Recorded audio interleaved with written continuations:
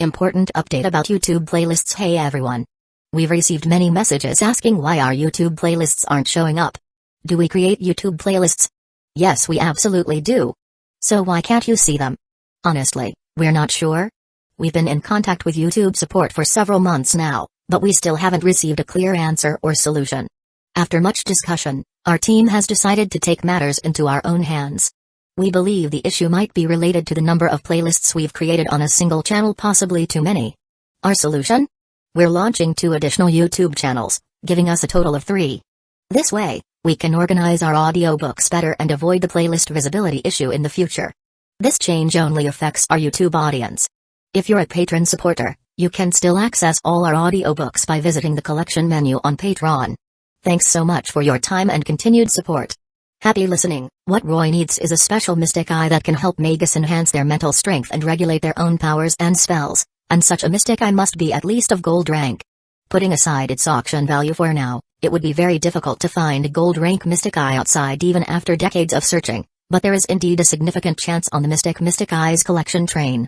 After all, while gold rank mystic eyes are extremely rare, they do not qualify as the main auction items. Even so, the auction value that a gold rank mystic eye can reach is enough to make even Kenneth's heart race.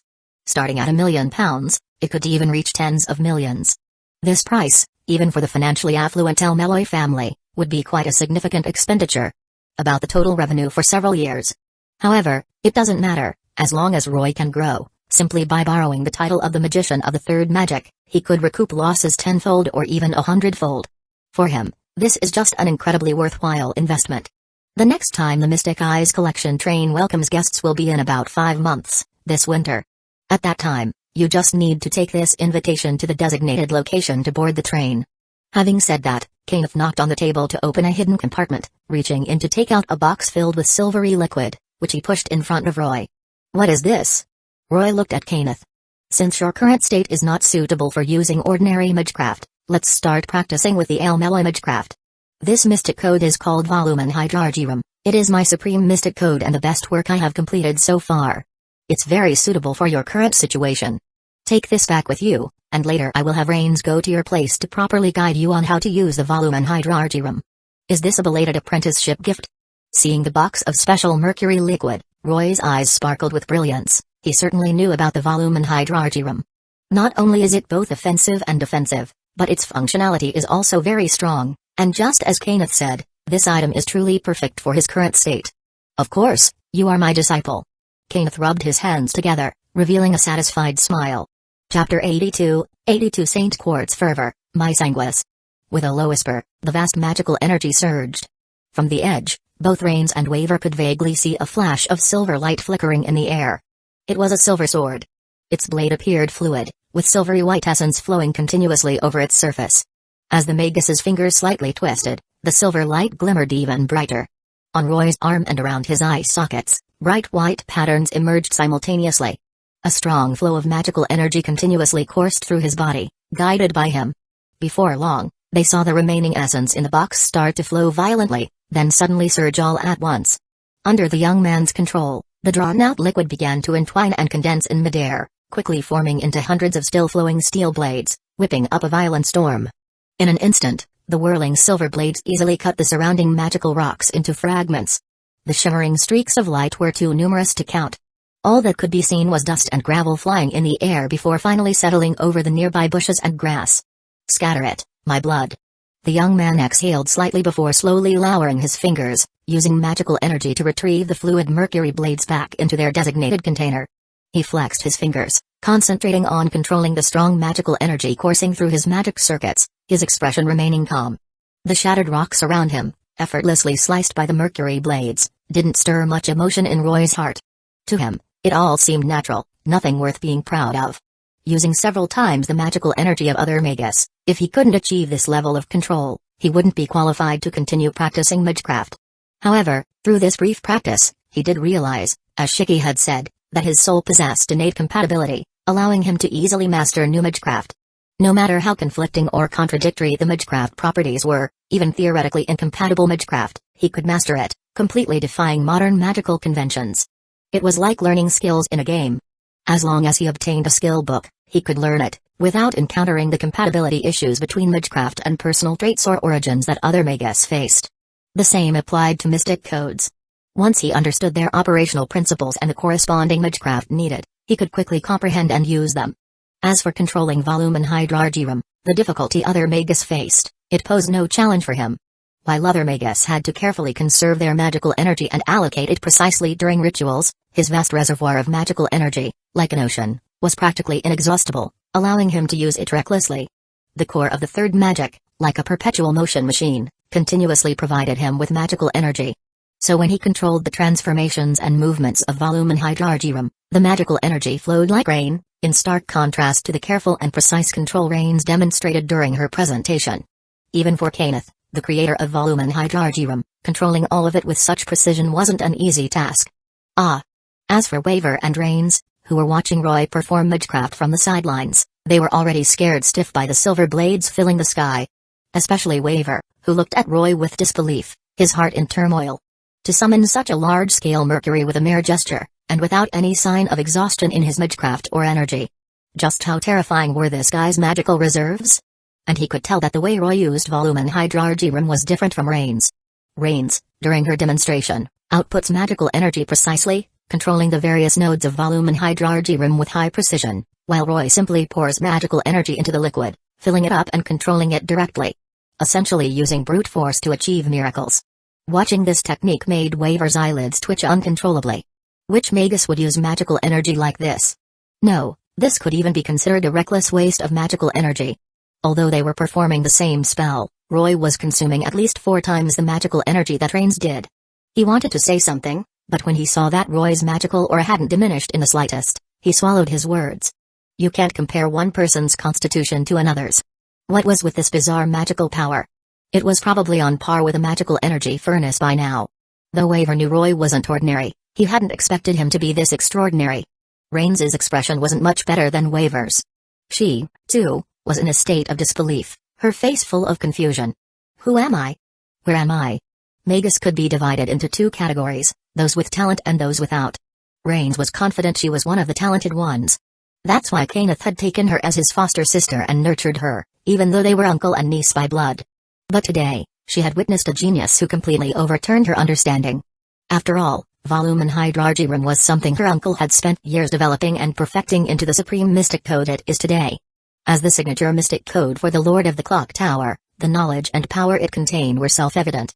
She was called a genius, and Kenneth had high hopes for her. Even with her extraordinary talent, it took her 6 months under Kenneth's personal guidance just to barely control the mystic code. Achieving her current level of precise control took her over 2.5 years of practice. But what was going on with Roy? Just 2 days earlier, she had handed him the scrolls related to the mystic code and spells. She had only demonstrated the magecraft's process once, and now, in front of her eyes, he had already mastered it, completely bypassing the novice phase. Is this for real? This doesn't seem right, does it? Can this really be explained by just saying he's talented? Where on earth did her uncle find such a monster? She was supposed to help him learn how to use volume and hydrargyrum and get closer to him in the process, but how could she? Who's teaching whom here? He's already mastered it just after starting. Does he even still need her? Despite the huge waves of emotion surging in her heart, Rains maintained her signature gentle smile and softly clapped her hands, congratulating Roy. As expected of my uncle's disciple. You've grasped the key points of volume and hydrargyrum so quickly, your talent is truly enviable. You're too kind. It's all thanks to you and Professor Kenneth. Roy replied modestly. After all, they had not only sent all the scrolls detailing volume and hydrargyrum's key points beforehand but also had Rains personally instruct him. With his physical constitution and soul compatibility, it would have been laughable if he couldn't learn it. No, I really didn't help much. It's all because of your extraordinary talent. Rains shook her head, fully aware of her own limitations. I'm very grateful for Professor Kenneth and you, Rains, for your thoughtful assistance. Roy smiled and, as he spoke, reached into his pocket and began searching for something. I've prepared some small gifts for you and Professor Kenneth as a token of my gratitude. Gifts? Rains blinked in surprise but quickly smiled again. I'm looking forward to it, Roy. I'll be sure to cherish anything you give me. As for my uncle, well. Before she could finish, a surge of magical energy stopped her words in their tracks, drawing both her and Waver's attention to Roy's hand. The concentration of magical energy. They followed his hand to see several white crystalline fragments spread across his palm. What is this? Rains's mouth dropped open. May I take a look? Waver swallowed hard, unable to resist the allure of the high-purity magical energy emanating from the crystals in front of him. Of course, catch. Roy said casually, tossing one of the crystal fragments to Waver. Then he placed the remaining 7 into Rains's hands. Huh? Ah. Waver panicked at the sight of the crystal being thrown at him and dove to catch it, falling in the process. Fortunately, he managed to protect the crystal, preventing any damage. Geez, don't scare me like that. Relieved that the crystal was unharmed, Waver finally exhaled. Roy, what exactly are these? Rains is intrigued by the origin of the crystals in her hand. The closer she got, the more she could feel the dense magical energy contained within them. It was no exaggeration to say that each of these crystal shards held more magical power than dozens of high-grade gemstones combined. Such a treasure, if used to create mystic codes or as a medium for casting spells, would yield unimaginable effects. Where had Roy obtained such valuable crystals, and how could he have so many? Even Waver stood by, listening intently, eager to know. Well. Roy paused. These saint quartz are just some little trinkets I came across. I'm afraid I can't reveal their origin, so it's better if you don't ask. Saint quartz, huh? The name suited the rainbow-like gems with their immense magical energy. I see. Then forgive me for asking, Roy. I overstepped. Rains nodded, apologizing with a polite smile. Waver, too, suppressed his curiosity and refrained from asking further. As Magecraft users, they understood the importance of secrecy. Investigating a Magus's secrets without permission was tantamount to a declaration of hostility. Rains and Waver knew better than to do something so reckless. Seeing them drop the matter, Roy nodded in approval. Good, children don't need to know too much. Just take these and keep them safe. Are you sure? These gifts are far too precious. Rains hesitated, torn between her manners and the natural desire of a Magus for such treasures. Take them. These aren't anything important to me. Think of this as a welcoming gift. After all, he had crafted these saint quartz fragments by hand, though his craftsmanship was a bit lacking. He couldn't make fully formed saint quartz, so he ended up with a handful of fragments. They were essentially magical energy crystals, but since he had no need for them, he figured it was fine to give them away. As Roy made a whole batch of these saint quartz fragments, he couldn't help but think that there was once a certain king of men who handcrafted the Holy Grail. Now here he was, the magician of the third magic, handcrafted saint quartz. If Kudiko, the infamous evil chaotic master of Chaldea, were to find out, would she work him to the bone until he died of overwork? In that case, thank you very much, Roy. Rains gracefully bowed. If you ever need anything while you're in London, please don't hesitate to call on me. Of course, I will. Roy nodded. As for me. Waver hesitated, holding out the crystal. But Roy waved him off. Keep it. Consider it your teaching fee. Really? Are you sure? Waver was in disbelief. He didn't think that his basic level teaching was worth anything near the value of such a treasure. Just take it, and go find Professor Kenneth to craft a fitting mystic code for yourself. You really need to improve your self-defense abilities. After all, the world of Magecraft is dangerous, and there are plenty of Magus who don't like someone with your common background. I don't want to hear one day that you suddenly died while I was taking a break. Ugh. Do you have to make it sound that bad? Waver awkwardly scratched his head, not insisting further, and sheepishly accepted the Saint Quartz fragment. As Roy said, it was indeed time for him, someone practically useless in combat, to boost his self-defense. During his time as Kenneth's assistant, he had truly come face to face with the darkness of the moonlit world.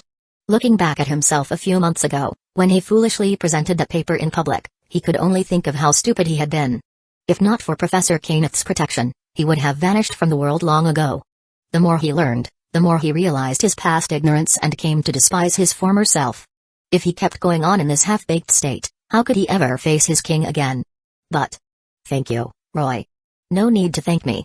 Roy waved his hand, not continuing the conversation. He raised his hand again, channeling his magical energy, and manipulated the silvery volumen hydrargy rim to flow from its container and envelop his body. He then turned to Rains with a smile and said, "Since we still have some time, may I trouble you to explain more about the mysteries of volumen hydrargy rim?" "It would be my pleasure."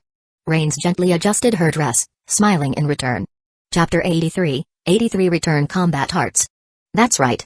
Combat Hearts are an elective course for Magus at the Clock Tower. You didn't hear wrong. Combat Hearts, also known as self-defense techniques, are a skill that relies on physical strength to deal with sudden situations. Magus refers to it as an expression of one's life force. Although many Magus who consider themselves noble look down on such skills, those with true insight and talent understand their importance. When establishing a magical workshop and performing rituals, Magus usually make elaborate preparations to connect to the local ley lines, using them as the source of magical power. However, outside of the workshop, when Magus cannot directly access the ley lines, they must rely on their own magic circuits to convert their life force into magical energy, serving as the driving force for magecraft. This is referred to as the lesser source. At this point, the physical condition of a Magus plays a significant role. Therefore, a skilled Magus is not just defined by the quality and quantity of their magic circuits but also by their physical attributes. Looking at the entire clock tower, it's rare to find a high-ranking Magus who doesn't consistently train their body to enhance their life force. As an excellent instructor, it was natural for Kenneth to make combat arts a required course for his students. If in the past he had only passively maintained physical exercise, after the Holy Grail War, he came to deeply realize the importance of combat arts for a Magus. Even a third-rate Magus like Emiya Giratsugu could, through modern weapons and combat skills, make many top Magus meet their end. Kenneth himself took a great risk when facing him. In actual combat, both magecraft and combat skills must be given equal attention. After returning, Kenneth secluded himself for several months, developing a unique combat technique centered around his mystic code, volume and hierarchy. Not only for himself. He made combat arts a mandatory course for all students in the El Meloy classroom. Even someone as weak as Waver was dragged into this training and, after enduring multiple rounds of meticulous beatings, transformed from someone who couldn't even kill a chicken to someone who could. His improvement was obvious. Roy, however, was a different case. Unlike other Magus, he was essentially a human holy grail. He didn't need to convert life force into magical energy through the lesser source. He was practically an infinite existence. He chose to join the course simply because he found it interesting. Kenneth had no objections. If he was already training one bird, why not train two? The more the merrier. Moreover, he didn't believe that without the use of magecraft, Roy could defeat his meticulously developed combat technique, the El Meloy-style volume and hierarchy combat arts, using only physical strength. He also hoped to use this as an opportunity to establish his authority as a teacher. But soon, he regretted it. 10 minutes later. Bam! A heavy punch landed squarely in Kenneth's stomach. Accompanied by a dull thud, the immense force made Kenneth involuntarily spit out bile as he staggered backward. Even through his clothes, he could feel that the volume and hierarchy gathered at his chest had been dispersed by Roy's punch. Yet, the combat lesson continued. Wait. That punch completely sobered Kenneth. Though the rule he set for Magus combat arts prohibited the use of magecraft, allowing only physical abilities and techniques to determine victory, he had armed himself with a well-crafted baton for his noble combat art, Bartetsu, while Roy fought barehanded. He initially thought that by restricting magecraft and relying on his volume and hierarchy combat arts, he could easily overpower Roy and regain his authority as a teacher. But to his surprise, Roy fought even more fiercely, adapting with remarkable speed. Having recently roamed the underworld of Fuiuki City, Roy wasn't going to stand there and take a beating like Waver. Combining his street fighting experience with raw physical strength, Roy's unrestrained combat style began to match, and then overpower Kenneth's Bartetsu. At this point, it still resembled a normal student-teacher sparring session. But then, Kenneth suddenly used the volume and hierarchy during an exchange. The mercury-like liquid hidden in his sleeve transformed into a tendril, catching Roy off guard by wrapping around his leg and pulling him off balance. Kenneth seized the opportunity, regaining control with a flurry of attacks using both his baton and limbs. Didn't we agree not to use magical energy? Roy, struck by the volume and hierarchy asked, clearly confused. In response, Kenneth coolly replied. Roy, the power of a Magus is not solely about physical strength. Magical energy is also a reflection of life force. While the rule forbids the use of magecraft, using magical energy is still within the guidelines. After all, for Magus, mystic codes are part of the body, and magical energy is like blood, an essential component. The combat art I use integrates my mystic code with Bartetsu. Does that explanation make sense, Roy? I see. Hearing Kenneth's rather stretched reasoning, Roy didn't get angry. He simply responded calmly, understood.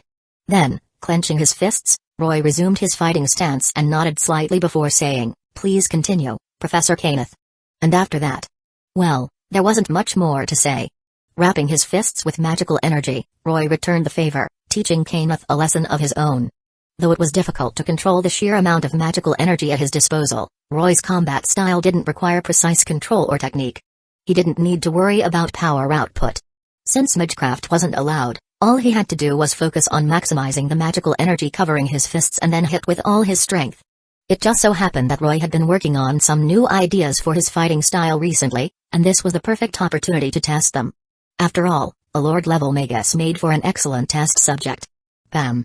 Another brutal punch landed, completely shattering the volume and hydrology room Kenneth had used to shield himself, and leaving him dizzy. At this point, Kenneth's mind was full of questions like, who am I? Where am I? What am I doing? To think that his mystic code, supposedly 10 times stronger than steel, could be shattered by brute force alone. Even though Roy wasn't using any magecraft. Just raw magical energy enveloping his fists. The power he wielded was comparable to a servant. Before Kenneth could even admit defeat, Roy's next punch was already on its way. It wasn't a fancy technique. There was no reinforcement magic involved. Yet when it connected, the punch unleashed an overwhelming force. This wasn't due to any advanced technique but simply because Roy had channeled a massive amount of magical energy into his fist, nothing more. However, to enhance the impact, Roy also used a surge of magical energy at the moment of contact to trap and crush his opponent's body. The resulting force was more than just the sum of its parts. Though it seemed like an ordinary punch, it felt like being hit by a magical explosion. Anyone hit by this would be left thinking one thing, that hurts. But by now, Kenneth could no longer speak, having been sent flying across the room. He crashed into the wall with a cracking sound before collapsing to the floor. Kenneth was down for the count. The victor was clear. Are you alright, Professor Kenneth? Seeing Kenneth roll to the ground after crashing into the wall, eyes closed and mouth open, Waver hurriedly rushed over, shouting in alarm. Though he didn't want to admit it, watching Kenneth, who had always beaten him up during combat training, getting pounded by Roy gave him an inexplicable sense of satisfaction. However, seeing him in such a miserable state also made Waver genuinely worried. That's why, as soon as the fight was clearly over, Waver ran to Kenneth and checked his condition. Cough, cough. Stop yelling, you fool, I'm fine. Hearing Kenneth's usual sharp tone, Waver finally breathed a sigh of relief. Since he still had the energy to insult him, it seemed Kenneth wasn't in too much danger. Thinking this, Waver quickly helped him up. I apologize, Professor Kenneth. I got a bit carried away and may have hit a little too hard. After Waver spoke, Roy said, somewhat remorsefully. In fact, he wasn't very familiar with controlling the unique battle techniques he had just used, and Kenneth's underhanded move had triggered his temper, making him take things more seriously. This combat style, covering one's fists with magical energy and then unleashing bursts upon impact, seemed like a simple use of magical energy. But the simpler the technique, the more effective it could be, filled with subtle details. The fact that this first real test left Professor Kenneth in such a state showed just how practical the technique was. What started as a conceptual battle method in Roy's mind had proven surprisingly powerful in reality. Hiss. Hearing Roy's words, Kenneth couldn't help but wince in pain again. During the fight, he had no idea how many times that excruciating fist had landed. His face and various parts of his body throbbed with a burning sensation that made him grimace. First, his carefully crafted volume and hydrology room combat technique had been effortlessly dismantled by Roy. Then, the strange force behind Roy's fists was so strong that even the protective volume and hydrology room couldn't withstand it. What started as an attempt to teach Roy the importance of coordinating with mystic codes in combat quickly turned into a one-sided lesson where Kenneth was the student. It was embarrassing, but Kenneth didn't feel humiliated. After all, being defeated by a magician was hardly disgraceful. He could still clearly recognize the vast gap between Magus and magicians. His self-developed volume and hydrology room combat technique would be incredibly powerful against modern Magus. Even against other lords or Magus of different disciplines. There was no way he should have been so thoroughly outclassed today. So clearly, the issue wasn't that he was weak, it was that Roy had grown stronger. How long had it been? Only 4 months since Roy arrived in London? Not only had Roy mastered the famous volume and hydrology room and jewel magecraft of the Department of Mineralogy, but he was now developing his own combat techniques. What a monster. Magus and magicians truly belong to different realms of existence. No matter which magician you encountered, they were all genuine monsters. Reaching the root, touching the domain of the true magic. As these thoughts passed through his mind, Kenneth couldn't help but show a flash of envy in his eyes. But he quickly suppressed it, responding, I'm fine. Dusting off his clothes and tidying up his appearance, Kenneth quickly returned to his dignified noble persona. Glancing at Roy, he sighed and said, somewhat helplessly, originally, I intended to use this combat class to teach you the importance of a Magus physical abilities. Also known as a Magus life force. To handle unexpected situations. But it seems that's no longer necessary. You're clearly far more exceptional than I had imagined. Even when using my prized mystic codes, I could barely match you, let alone defeat you. Your strength has already far exceeded my expectations. Though I hate to admit it, aside from magical theory and experience, There's not much left that I can teach you. Eh? Roy was taken aback. Huh? Waver gasped in shock. You must be joking, right? Kenneth's words had clearly startled Waver. What? Are you doubting my judgment, Waver? Kenneth turned to look at him. I wouldn't dare. Waver immediately straightened up. So, Professor Kenneth, does this mean I've graduated? Graduating after only 4 months of study? Isn't that a bit too fast? While he had learned a lot from Kenneth's extensive library, the more he learned, the more he realized how vast the world of magecraft was. Even magicians didn't have a full grasp of all the mysteries out there. Different mythologies and countless lineages held their own secrets. Graduating? You still have a long way to go. You've simply outgrown the need to continue learning here. You're nowhere near ready to graduate. The path of magecraft is endless. So, what do you mean?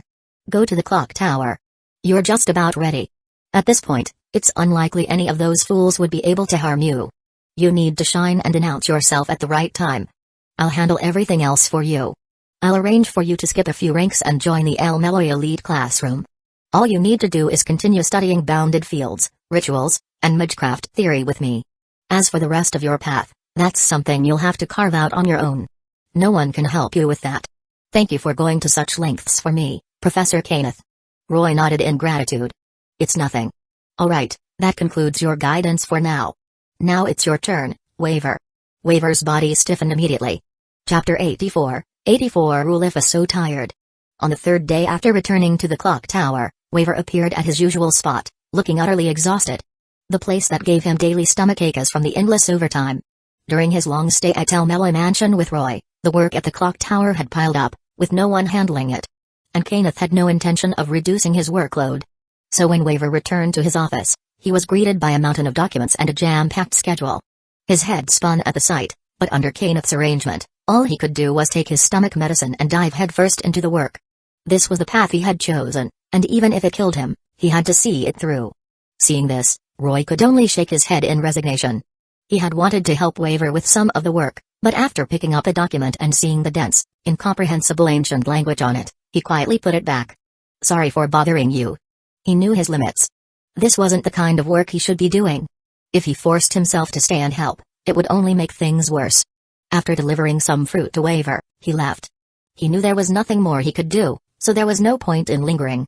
His destination was once again the library.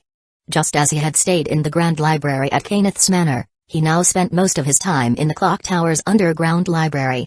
The trivial matter of arranging dormitories didn't concern him in the slightest.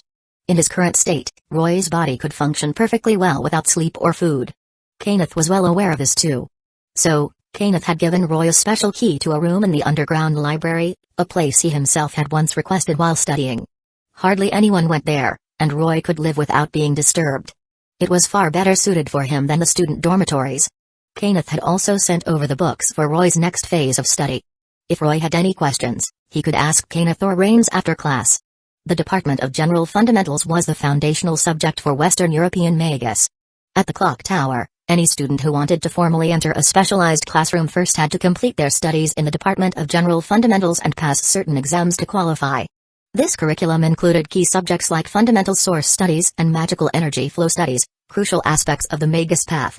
However, for someone like Roy, with his peculiar and mysterious nature, these fundamental magecraft theories and knowledge didn't really apply. Kenneth had thus fast-tracked his graduation from the Department of General Fundamentals, with the help of other lords, and placed him directly into a designated department. Roy checked the time. London time, 9:00, and saw that his next class was in the Department of Spiritual Levitation. The Lord of the Department of Spiritual Levitation was Rufflius Nu Auderi Ulifus, Kenneth's teacher and father-in-law. Waver had mentioned this lord to Roy not long ago. The Lord of the Department of Spiritual Levitation, Ulifus, was an elder who exuded an atmosphere like that of a dead man, fitting for someone who commanded countless spirits. He held a position in the clock tower on par with Lord Trambellio, with immense respect and presence. Kenneth held him in high regard both as a mentor and as a father-in-law.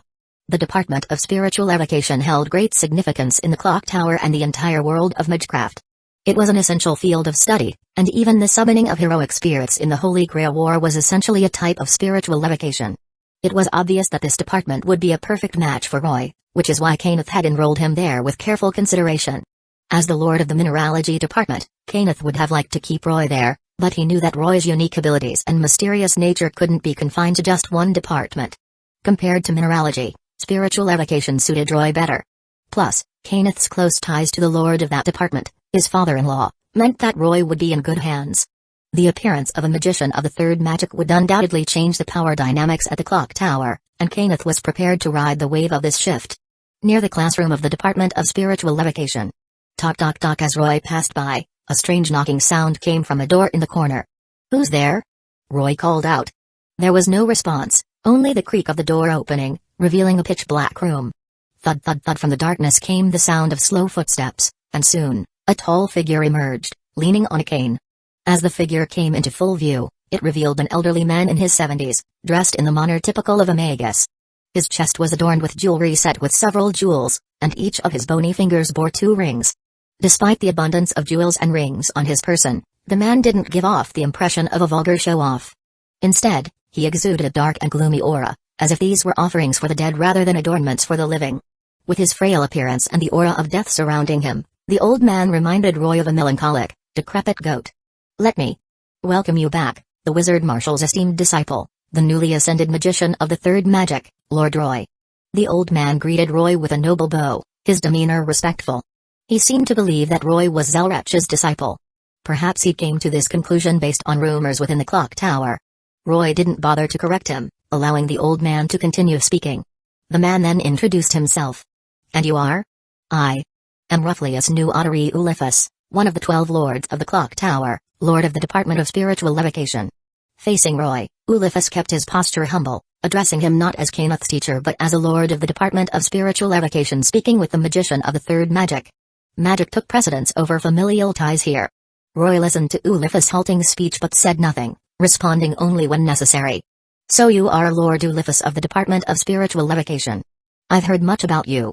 Professor Kenneth often speaks highly of you, saying you're a mentor he deeply respects.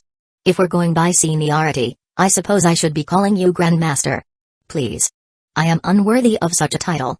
Neither I nor my son-in-law deserve to assume such a role in front of the magician of the third magic. That would be too impudent." Lord Uliphus shook his head, refusing the title.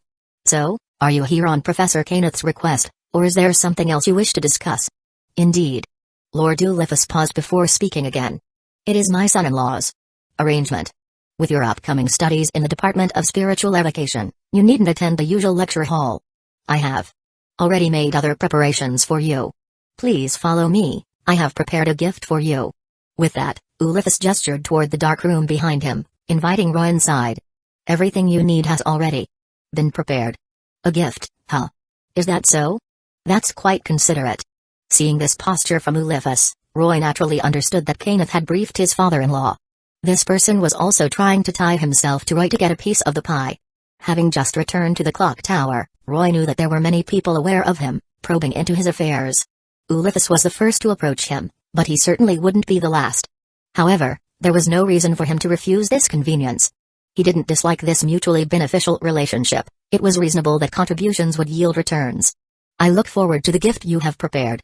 Roy nodded. "Then please lead the way, Lord Uliphus." "I wouldn't dare to take credit, it's all part of what I should do." Uliphus nodded. Then, Roy followed Uliphus through the door into the back room. Meanwhile, those who thought they were stealthily tailing him emerged from the shadows. Although he had sensed them earlier, there were simply too many to manage, so Roy paid them no mind.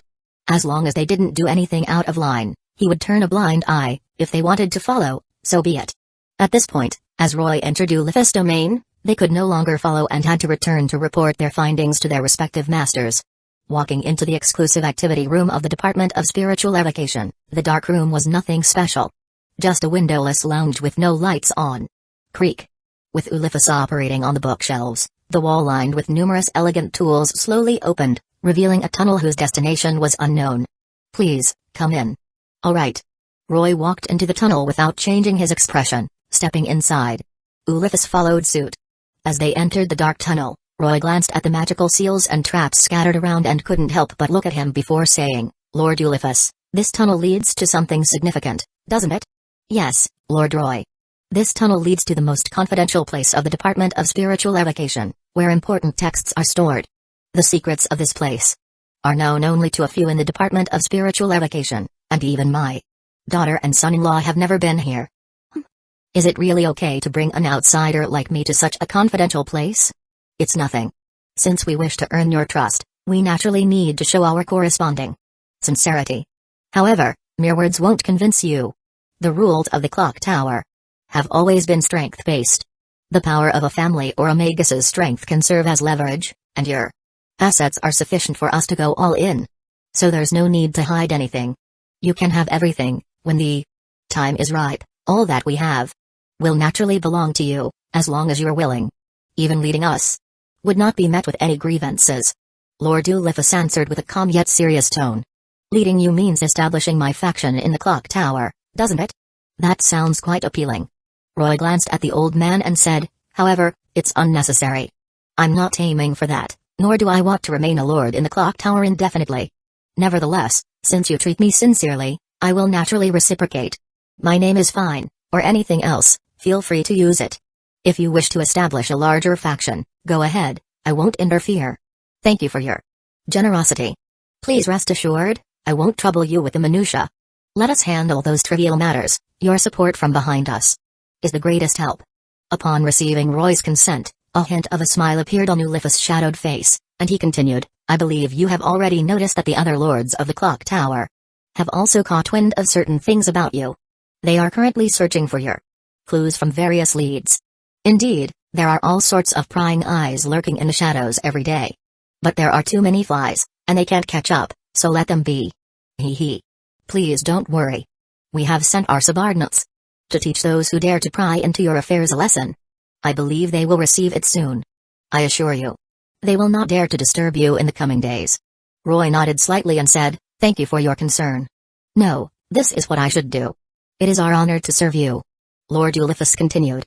Those standing behind Ulifus were not merely a faction or a simple family, but a massive force composed of multiple factions and powers interlinked. Their alignment indicated a clear stance. Kenneth and Ulifus had only revealed a portion of this to them, and they had all chosen to bet on this new magician. People are greedy, and Magus are no exception.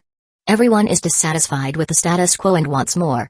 This was a chip as large as Zelrach's, equally immovable. When the chip becomes large enough, the clock tower can only revolve around him. Ulifus was convinced that with Roy's support, the rise of a new faction that could break the inherent balance of power in the clock tower was a certainty. Kenneth and Ulifus took full advantage of their knowledge of his identity and value to immediately make a decision, sparing no effort to invest in this new magician. While the other lords had some suspicions, it was already too late to act. When the truth was revealed, they would find that the two largest pieces of the pie had already been taken. Thus, what Ulifus and Kenneth needed to do now was to secretly pull their trusted forces into their ranks to continue to divide this pie while also acting as the watchdog of this pie, deterring other forces from taking rash action. At this moment, the magician of the third magic was truly the master of the departments of spiritual evocation and mineralogy. They were merely stewards managing the wealth, also waiting to become stewards of even more wealth. Please, come in. Lord Roy. Everything is prepared for you inside. Lord Ulifus elegantly performed a noble gesture and then said, I believe you will like the special gift I have prepared for you. Thank you for your trouble. Roy nodded and pushed open the stone door in front of him. He was first greeted by blinding white light piercing through the darkness, accompanied by a bitter smell, and the room retained a decayed odor, indicating it hadn't been cleaned in a long time. The scene in the room gradually revealed itself. This is Chapter 85. 85 Mystic eyes pushing open the heavy door. What they saw was not an empty room but a bare metal wall. Roy was taken aback. He didn't sense any magical energy from the wall. Was it just a purely physical construct? No, that wasn't very realistic. It was unreasonable to find a purely physical object in a place like the clock tower, where Magus congregated. This iron wall was probably some kind of special mystic code. Please. Wait a moment. Ulifus said respectfully, then used his withered hands to stroke the metal wall. Next, he pressed his cane against a specific spot on the wall, creating a deep hole. Immediately after, he drew the sharp end of his cane across his palm, letting the blood flow into the hole. As time passed, when the blood had flowed to a certain level, he furrowed his brow. He then inserted his ornate cane into the hole and twisted it like a key. With a click, the heavy metal wall opened in response. Creak. The harsh sound of the door opening resonated as a gap appeared at the top of the wall, bright light radiating from within. As time went on, the thick iron wall slowly began to crack open from the middle, the scene inside reflecting in Roy's eyes. It was a hidden chamber at least the size of half a sports field. Inside, hundreds of special stone platforms of various sizes were neatly arranged, the floor made of black marble. The ceiling of the chamber was adorned with continuously burning white spiritual flames. In addition to the jars containing integral fossils or magical materials that Magus would kill to obtain, the bookshelves on the other side were filled with numerous precious magical books. The magical aura and the age emanating from it clearly indicated its precious value. To have so many valuable treasures displayed so openly in this room, one could only imagine how many layers of defenses and prohibitions were in place. Looking up at the dozens of autonomous puppet sentinels hanging from the dome, it was clear that anyone who dared to enter here would be torn apart by these puppets the moment they stepped foot inside. And that was just what was visible. Roy had already begun to speculate on what traps might be hidden beneath the floor. "Lord Roy. Please follow me. The gift I have prepared for you is deep within the room." Ulifus spoke in a low voice, then led Roy through the area to the correct spot.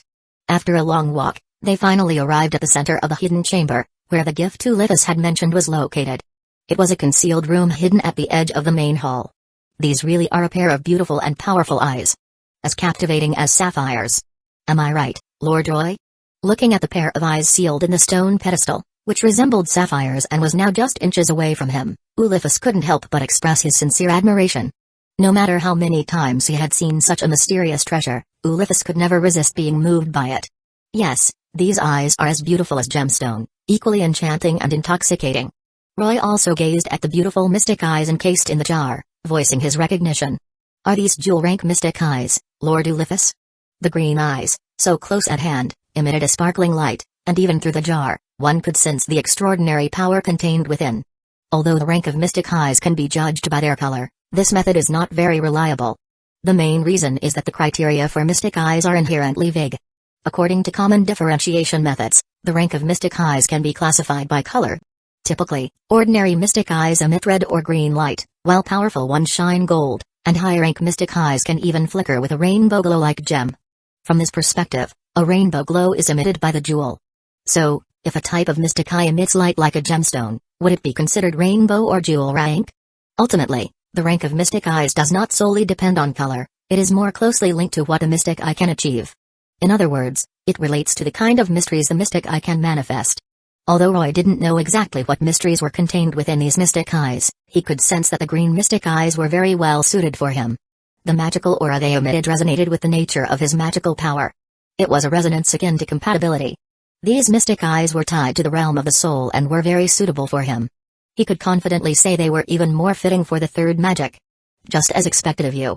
To be able to discern the essence of these jewel-rank mystic eyes in just an instant. Upon hearing Roy's inquiry, Ulifus nodded and answered seriously. You are correct. These jewel-rank mystic eyes contain mystery related to the soul. According to specialized Magus estimates, the effects they possess can enhance spiritual sight. And they exhibit a very high level of suppression against spiritual beings, making them the nemesis of spirits. Moreover, once equipped with these mystic eyes, the user's mental power and various abilities can experience considerable enhancement. Without a doubt. These are genuine jewel-rank mystic eyes. Lord Ulifus, is this the gift you prepared? Roy glanced in surprise at the old man standing beside him. It was unexpected to receive such precious jewel-rank mystic eyes so readily. That's right. Lord Roy. These mystic eyes are a token of sincerity from the Department of Spiritual Levitation. After saying this, Ulifus approached the stone pedestal, took out a uniquely shaped key from his cane, and inserted it into the keyhole. With a crisp click, the lid of the container on the pedestal opened. He turned to Roy and said, "This treasure was collected by the previous lord of the Department of Spiritual Levitation. My father, when he was young. To acquire it. Both our family and the Department of Spiritual Levitation paid a significant price. Later, after being identified by specialized Magus, it was discovered that the tier of these mystic eyes actually reached the legendary jewel rank. And they were named the mystic eyes of soul binding. Since my father's passing, these mystic eyes have not found a suitable person to activate them due to issues regarding their magical properties and ownership. So, I have sealed them here.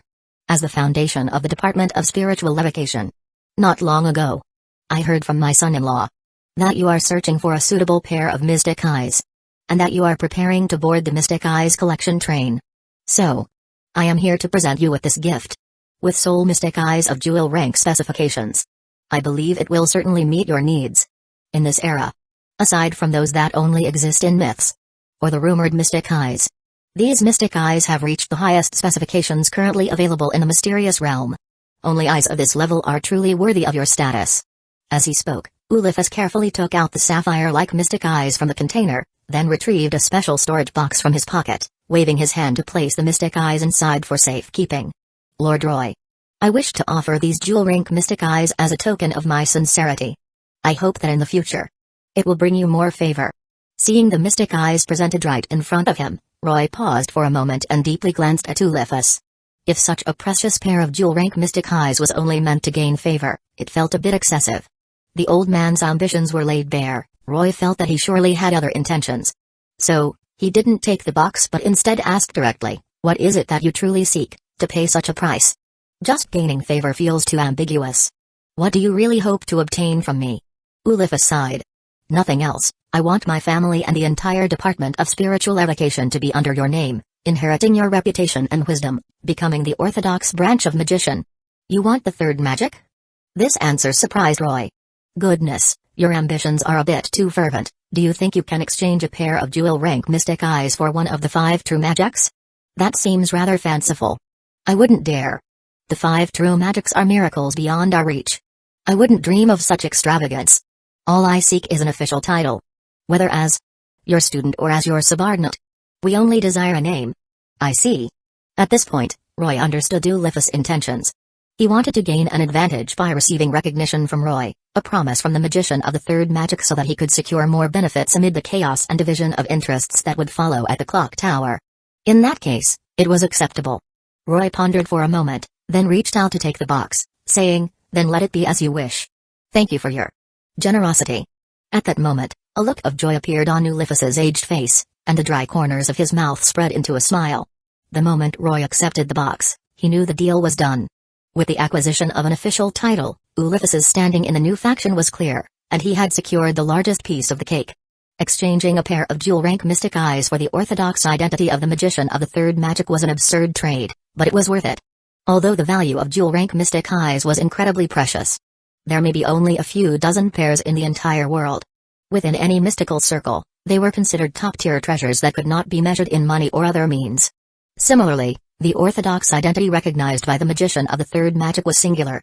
If this identity were deemed useless, it would merely be a title. However, in the right hands, the value that this identity could wield could far surpass that of jewel-rank mystic eyes. Ulysses was clearly among the latter. In the upcoming power struggles, he would fully leverage this orthodox identity to reap even more benefits. "Oh, my dear son-in-law.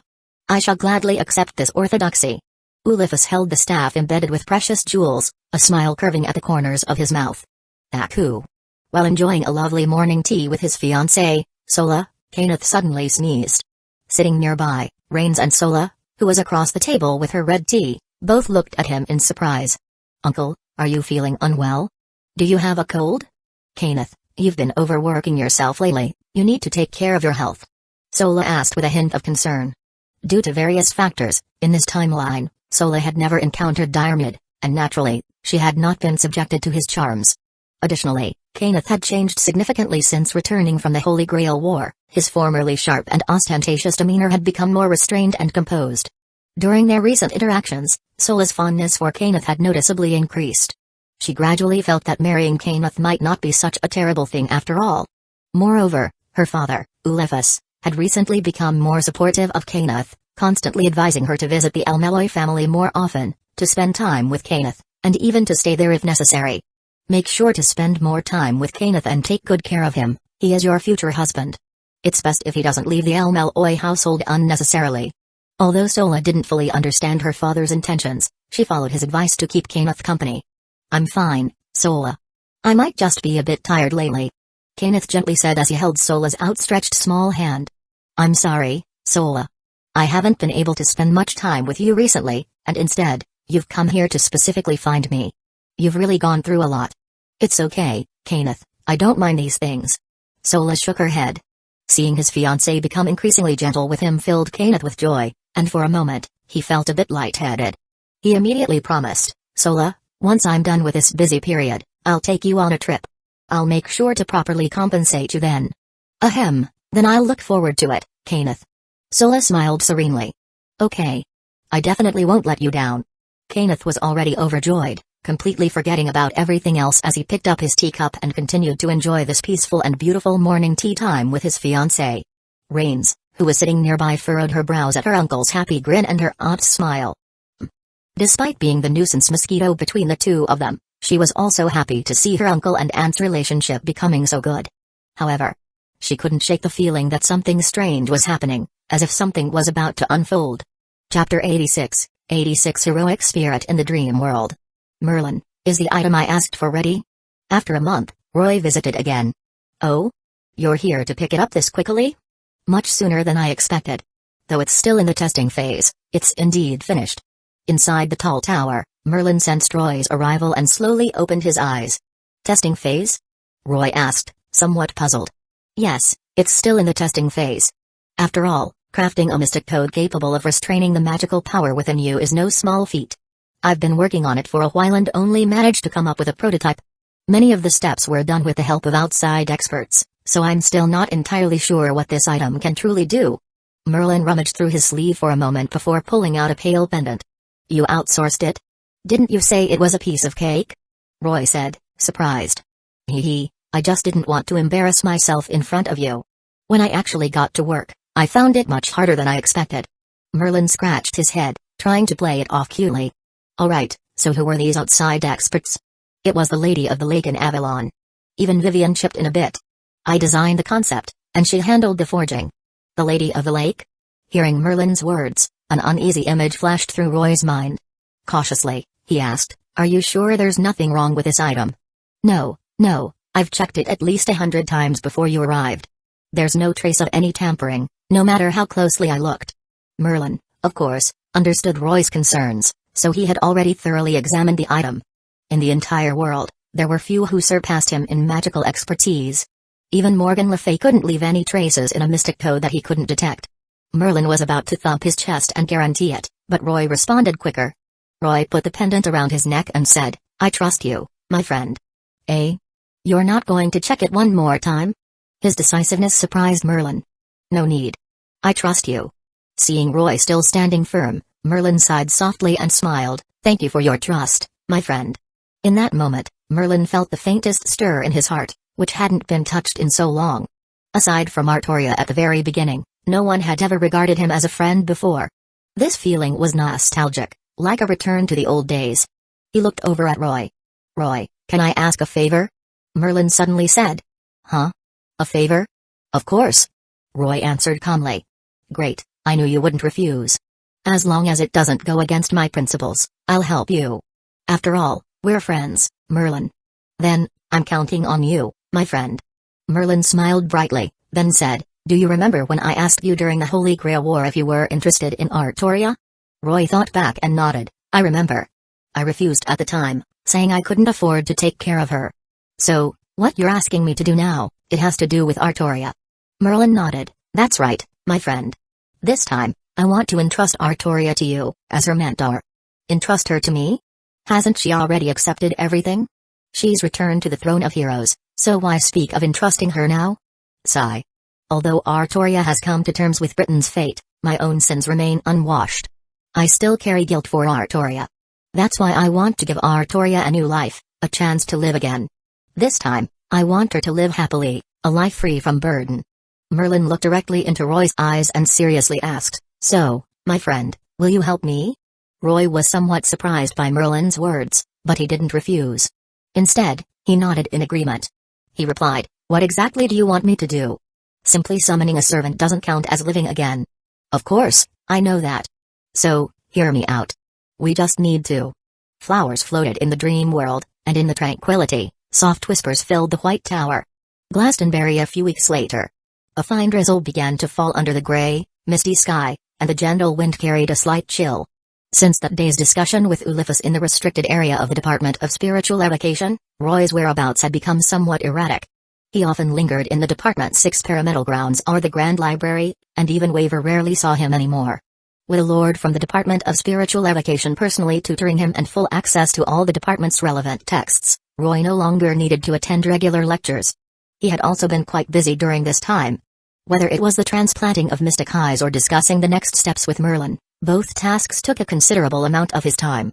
Even Ulysses found it hard to see Roy regularly, as he was either secluded in a magical workshop or on his way to seclusion, making him difficult to track.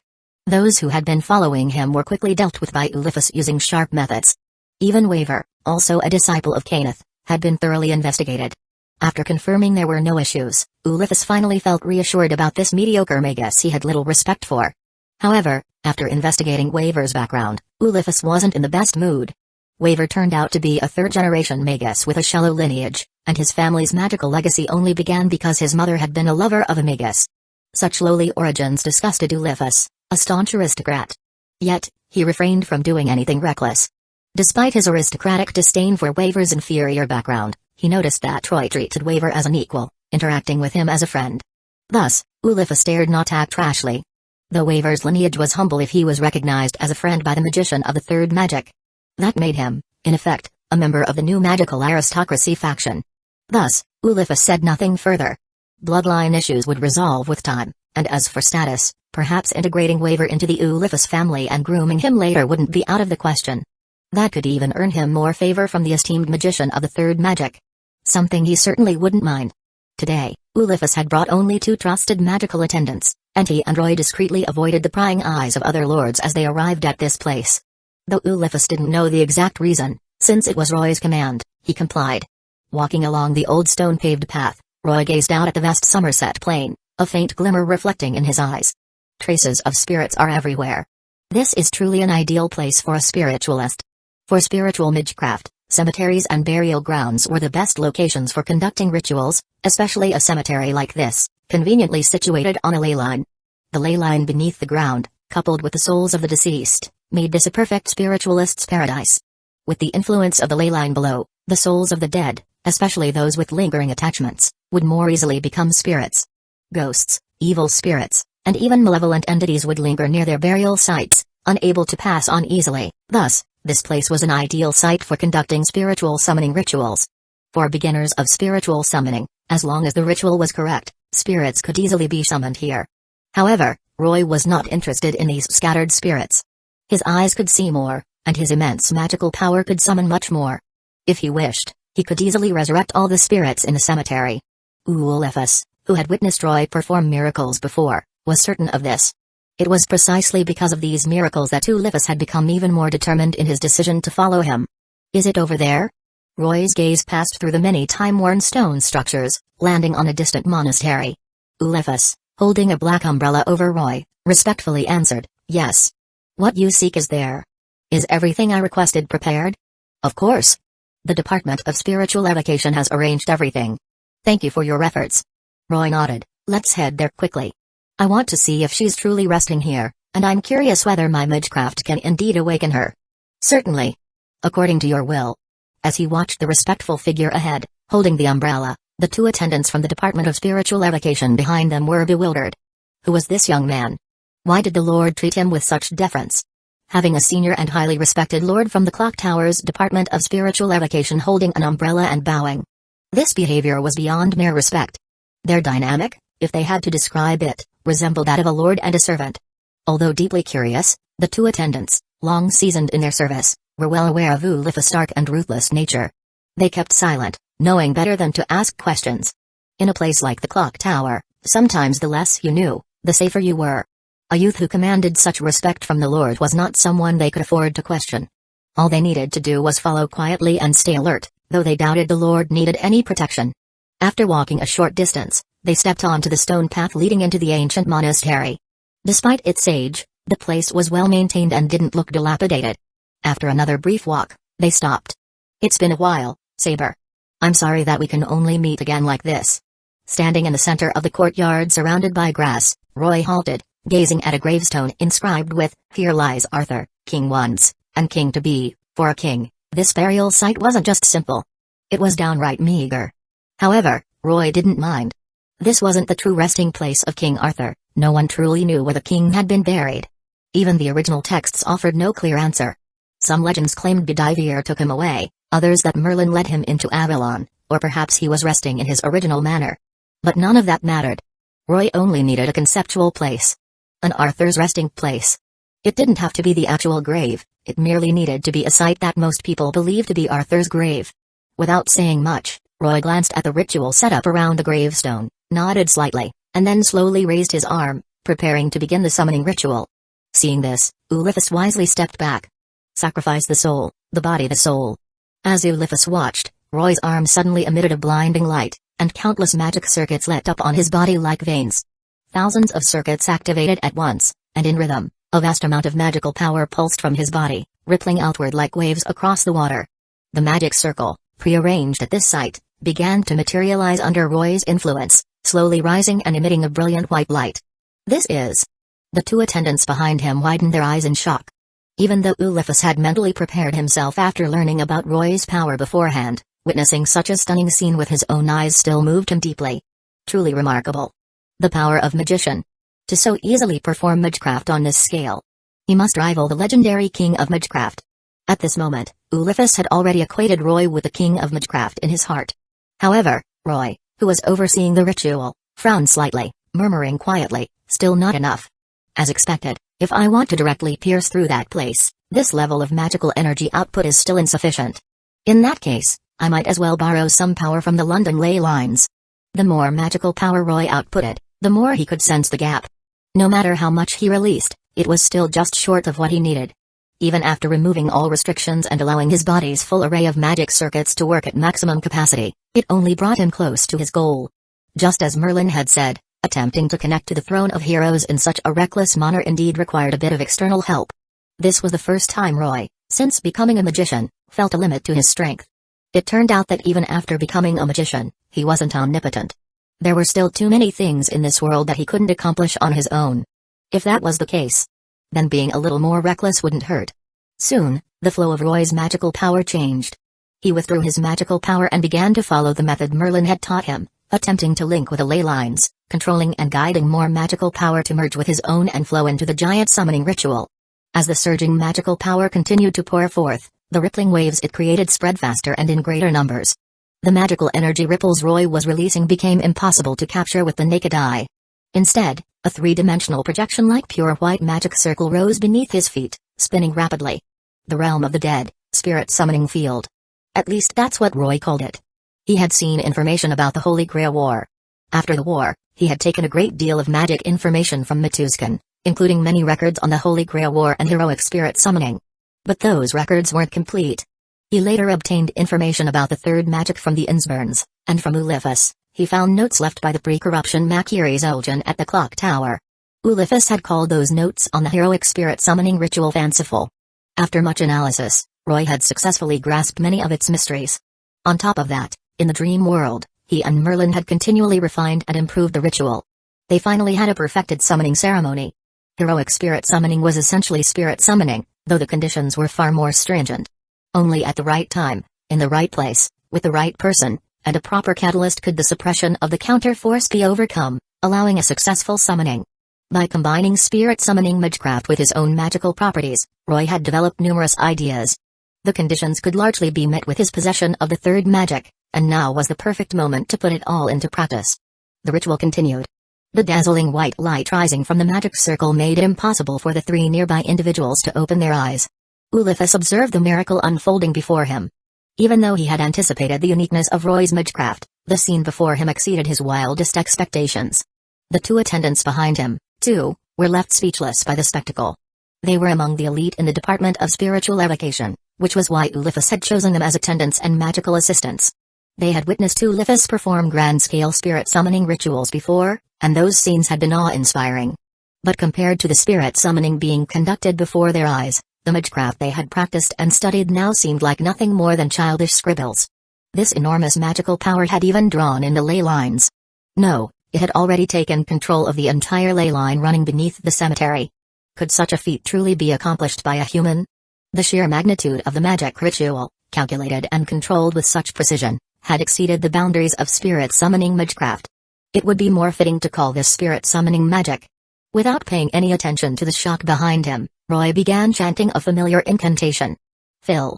Fill. Fill. Fill. Fill. Let each be turned over 5 times, simply breaking asunder the fulfill time. I shall declare here. Your body shall serve under me.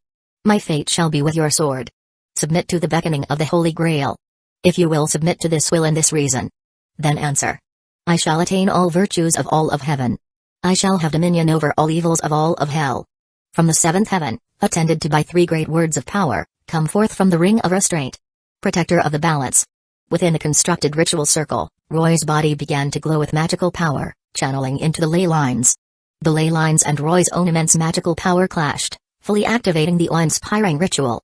The blinding white light gathered towards the sky, successfully breaching the entrance to the throne of heroes. With the necessary connections in place, the designated summoning could now proceed. The conceptual tomb of King Arthur, the bond I once forged with the King Arthur during the Fourth Holy Grail War, and lastly, this. Avalon. He reached into his chest, where a faint golden light responded, gradually merging into the magic circle. Magical power, ritual, third magic, connection, and catalyst. All the necessary elements were in place. Now then. A brilliant white light burst forth as if a meteor had crashed into the earth, exploding outwards.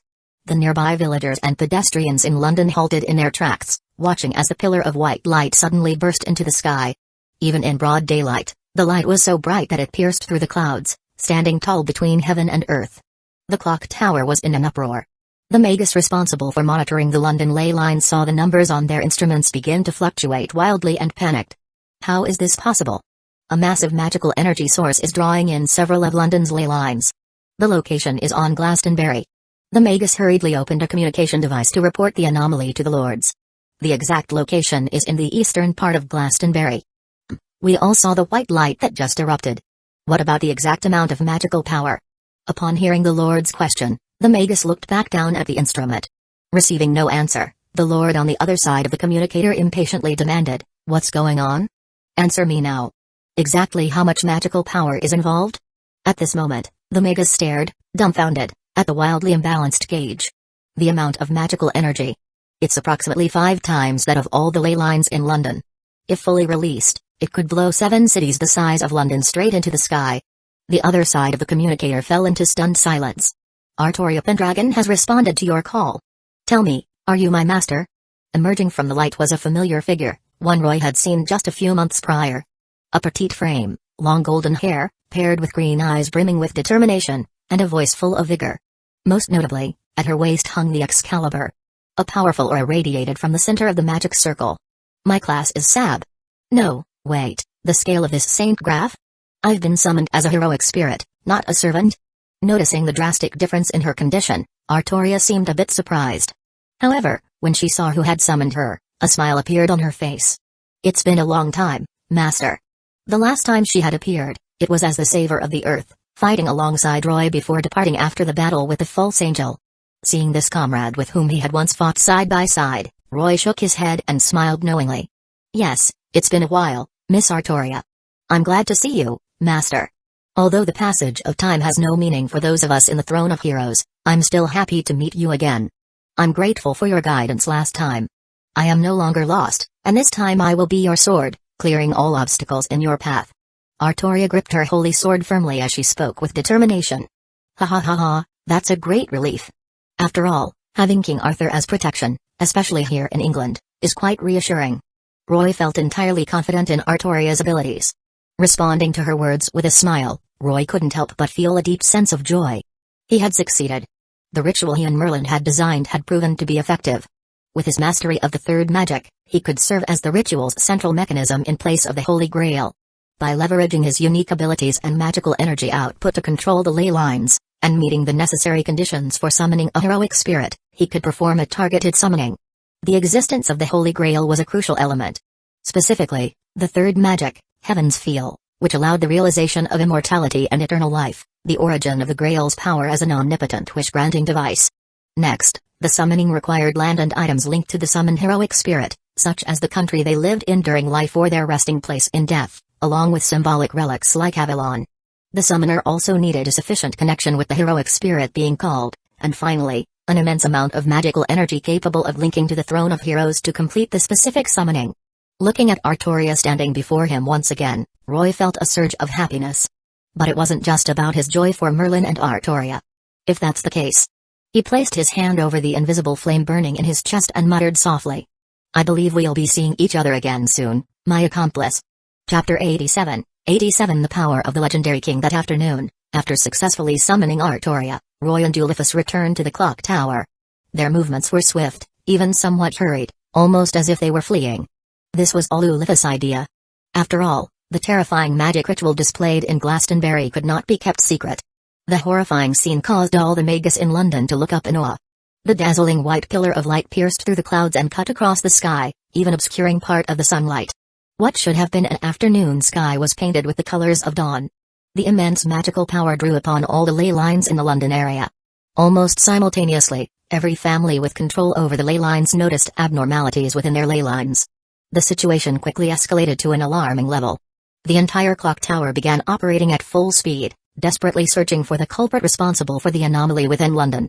Clock tower in a classroom within the Barnum family's estate, located in the jurisdiction of the Department of Policies. This was a very peculiar room. Although called a classroom, there were no windows surrounding it. Only ventilation ducts maintained airflow in the sealed space. Countless mirrors of different shapes hung on the walls, their smooth surfaces reflecting every corner of the room. Each mirror was adorned with various colored gems on top. These magical mirrors served as observation tools, allowing those using them to precisely examine the state of the corresponding ley lines. At the front of the room stood a massive, transparent crystal wall, depicting a complex map representing all of London's ley lines. Below the wall was a control panel covered with buttons of various colors, with busy workers scattered across the room. This was the ley line observation room, one of the most important classrooms under the jurisdiction of the Department of Policies. Its primary responsibility was to monitor the state and movement of all ley lines in London. At regular intervals, they recorded and reported the data to the upper echelons, who would then adjust the ley lines accordingly to ensure stability and prolong their lifespan. For the clock tower, this classroom was vital yet seemingly a place of ease. The task here was simply to observe the ley lines. The stability of these ley lines directly impacted the future of the clock tower. Yet, just by moving a few fingers and observing, they could amass significant achievements. The work here was relatively light because ley lines typically flowed smoothly, like underground rivers. As long as there was no interference, the ley lines would remain stable, and there was no reason to worry about anything going wrong.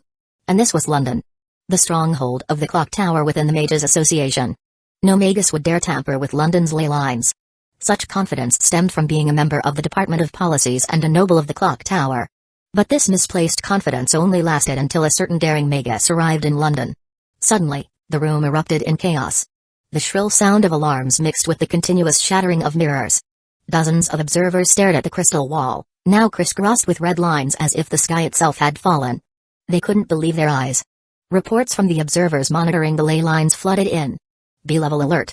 3 ley lines in the eastern suburbs of London are simultaneously showing signs of disturbance. C-level alert. A ley line in the western suburbs of London is showing signs of reversal, possibly even exhaustion. B-level alert. B-level alert. More and more observers rushed in with their findings. Pull up the data immediately. I'll go inform the head of the family. Wait, Chief. A-level alert. 5 ley lines in the city are rapidly drying up. What kind of joke is this? The plump man stared in disbelief at the observer reporting to him. Simultaneous depletion? The city's ley lines were just stabilized recently. How could they suddenly dry up? And at the same time, it wasn't over. Suddenly, a researcher working frantically on the other side of the room let out a scream. It's still happening. The ley lines are still in turmoil. All of London's ley lines are in chaos. We don't know why. What did you say? In the blink of an eye, the map symbolizing London's ley lines began to crack before the stunned eyes of the plump chief. Like dominoes, from the first line to the last, all interlocked and then shattered.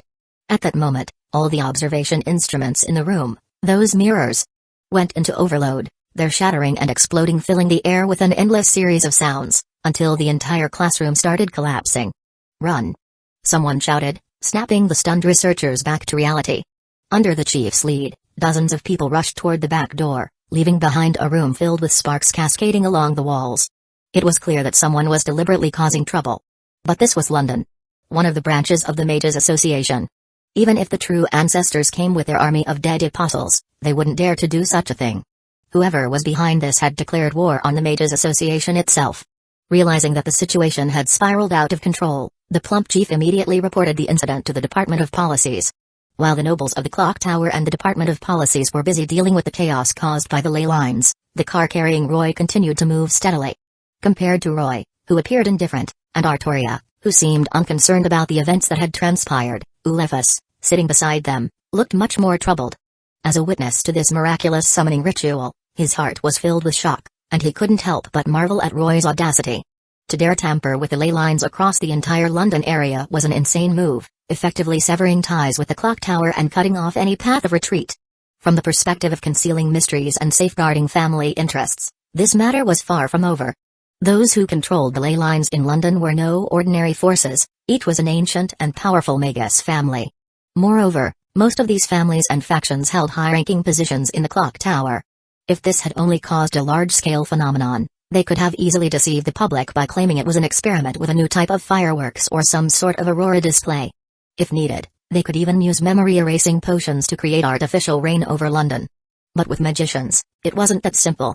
The ley lines were the foundation of all Magus families, and tampering with London's ley lines was equivalent to threatening the very lifeblood of these families.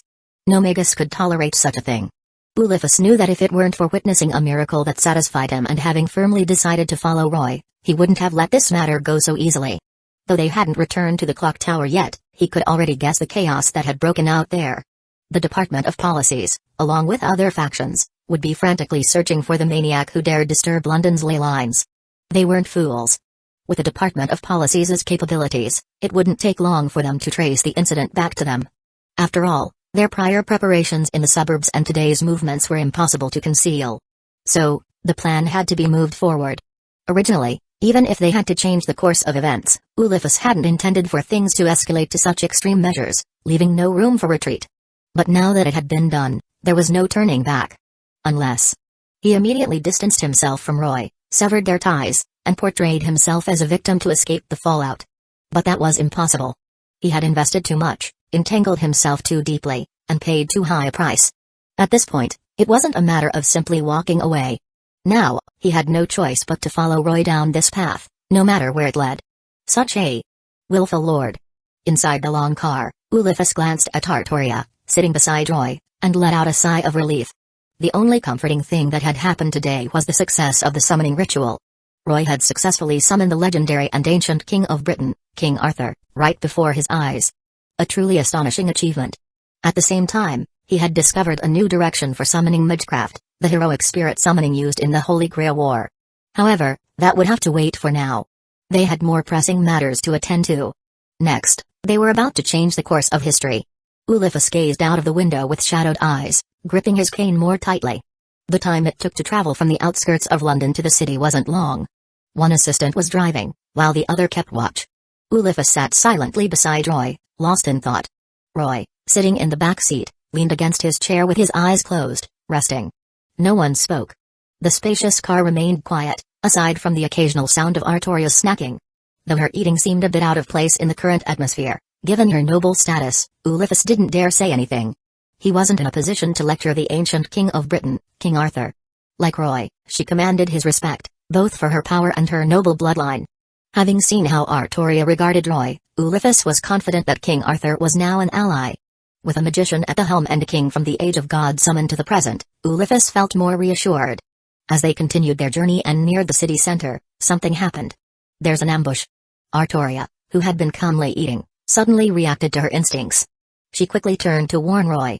Roy nodded slightly and responded, "I've noticed." At that moment, the driver suddenly slammed on the brakes. The car skidded forward due to inertia. If the passengers had been ordinary people, they would have been thrown forward by the sudden stop, likely crashing into the seats. But there were no ordinary people in this car. Roy remained steady, leaning back in his seat with his eyes still closed, unbothered by the abrupt halt. Artoria, though unmoving, had a spark of battle readiness in her eyes, while Ulysses gripped his cane tightly, his gaze dark and shadowed. He turned to the assistant and asked, "What happened?" "I'm sorry, Lord.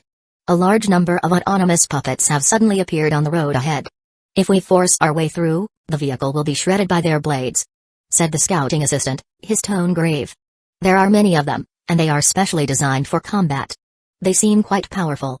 Should we call for reinforcements from the family, Lord?" "No need for such trouble. This is just a petty trick from those people. This is probably some kind of test," Ulysses muttered, shaking his head, then turning to Roy. "Lord Roy and King Arthur, please just wait a moment.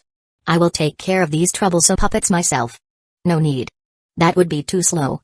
As Ulysses stood to exit the car, Roy stopped him, then turned to Artoria and said, Let King Arthur handle these enemies. Compared to you, she is more suited to this situation. Can I count on you, Artoria? Roy asked. No problem, Master. Artoria put down the half-eaten cookie in her hand, patted her chest, and asked, shall I eliminate them all? Yes, eliminate them all, and make it quick. Let Lord Ulysses witness the power of Britain's legendary king. And while you're at it, send a shock to those rats daring to test us, with the power of a heroic spirit from the age of gods. As he spoke, Roy opened his slightly narrowed eyes, a sharp gleam flashing within them. Understood, Master. Upon receiving Roy's command, Artoria nodded and swiftly vanished into spirit form, leaving the car. Boom. A roaring sound followed shortly after. With the blinding light and heat released by Excalibur, the puppets were quickly reduced to molten metal. In less than 2 minutes, Artoria returned to the car and picked up the cookie she hadn't finished. All cleared, Master. She reported.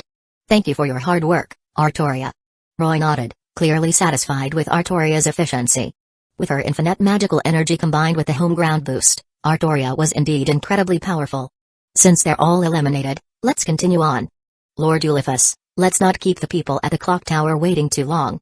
Yes. Called out by Roy, Ulysses nodded, snapping out of his shock, and quickly agreed. He then ordered the 2 assistants, both still stunned into silence by Artoria's display of power, to resume driving. And so, the black car continued along the main road, heading straight toward the clock tower. Chapter 88, 88 Powerful statement through a deep and wide tunnel, and passing beneath a bridge where only criminals dare to tread. This place is not the clock tower but an area located beneath the British Museum. To ordinary people, this area is just a storage site for historical documents and archaeological structures with great historical significance. But to Magus, the significance of this place goes far beyond its surface appearance. While the exterior is the Grand British Museum, below it hides a vast complex of buildings. In some hidden rooms of the British Museum, there are tunnels known only to insiders. These tunnels lead to the headquarters of the Department of Policies, one of the 12 divisions of the clock tower. However, the scale of this hidden complex is truly staggering, with its grandeur and design far surpassing that of the museum above. If you were to compare it with the vastness of this underground complex, even the main clock tower building outside would appear humble. It's no surprise. This is the Bartolomei family, known as the nobility among nobles. Their wealth and influence are so immense that they've even built their judicial headquarters with such grandeur. Though the Department of Policies' impressive architecture might seem to be purely for show, it's not just about appearances. Some of the more modest-looking buildings here actually imprison dangerous individuals from the world of magecraft, guilty of unforgivable crimes. Whether they are dead apostles, heretics, or phantasmal species, this place holds and contains them. To Magus and phantasmal species, this building complex is a notorious containment facility. Because of this, insiders often refer to this area as a prison for phantasmal species. Looking across the entire clock tower, it is probably only the Bartolomei family that possesses the manpower and wealth to manage such a place. According to the clock tower's standards for criminal punishment, Roy would naturally be considered among the most heinous criminals, especially with the unforgivable crime of disrupting the very foundation of magecraft itself. The punishment for such a crime? Stripping away his freedom, destroying his consciousness, and turning him into a specimen preserved in formaldehyde, in what is known as sealing designation. However, thanks to this incident, Ulysses has drawn most of the fire away from Roy. He has been regarded by the Department of Policy's sealing designation executors as the mastermind behind the disturbance of London's ley lines. Roy and his 2 assistants were also brought here as accomplices to face judgment by the Department of Policies. As for Artoria, she remained in spirit form beside them, hidden from the executors who were incapable of observing her. In the eyes of the clock tower's lords, the cause of the ley line disturbance across all of London was believed to be Ulysses, who had conducted some kind of unsanctioned magical experiment. Thus, they quickly dispatched executors to interrogate Ulysses. When they were surrounded on the road by several sealing designation executors from the Department of Policies, Ulysses calmly stepped out of the car. Looking at the heavily armed executors encircling him, he offered no defense, only allowing them to lead the way. He would explain everything to the other lords himself. And who are the sealing executors? If the Bartolomei are Magus who govern other Magus, then sealing designation executors are Magus who punish other Magus. They are the Magus elite, belonging to the Department of Policies. Each of them is highly proficient in both magecraft and combat techniques, with formidable skills in battle. Many of them, though not the most talented in magecraft, are akin to Imitia Kiritsugu, skilled in the use of modern weaponry to assist in combat. They cannot be measured by ordinary magical standards. With their involvement, it's clear that the final judgment has already been made. The clock tower has decided to take action, and at this point, No amount of argument will make a difference. Ulysses had no intention of arguing. Even if the executors hadn't come for him, he would have gone to the Department of Policies himself. The transformation of the world of Magecraft has already begun, and no one can afford to be absent. The coming storm will reshape the clock tower's power structure. And we are all participants in it. I can go with you. Faced with several executors surrounding him with their mystic codes, Ulysses said this very calmly. His words shocked the executors, who had already prepared to take action. They exchanged glances, expressions filled with disbelief. Though confident in their abilities and having brought the highest grade mystic codes for this mission, they knew their opponent was an old lord from the Department of Spiritual Levitation. His power and expertise far surpassed that of younger lords like Kenneth. This was Ulysses, a veteran lord of the Department of Spiritual Levitation. If it came to a fight, even if they joined forces, they were not certain they could successfully apprehend him. In fact, there was a real possibility they could all perish here. Are you serious? The lead executor asked, doubting his own ears. But the situation was indeed strange. Ulysses merely glanced at him coldly and said again, "Don't make me say it a third time. Lead the way. I will explain what happened during this time to them." His words were startling, and the executors had not expected Ulysses to cooperate so easily. They knew these lords came from noble families and were immensely proud. Their magical prowess and strength justified their arrogance. Even the specially modified combat puppets they had deployed were destroyed within 3 minutes. So quickly that the report hadn't even had time to come through. Facing such unprecedented circumstances, even these executors, who prided themselves on punishing Magus, felt troubled. They had braced themselves for a fierce battle with Ulysses. If things went wrong and casualties mounted, they had planned to retreat and return with reinforcements to deal with him. Yet the situation unfolded like a strange fantasy. He had agreed.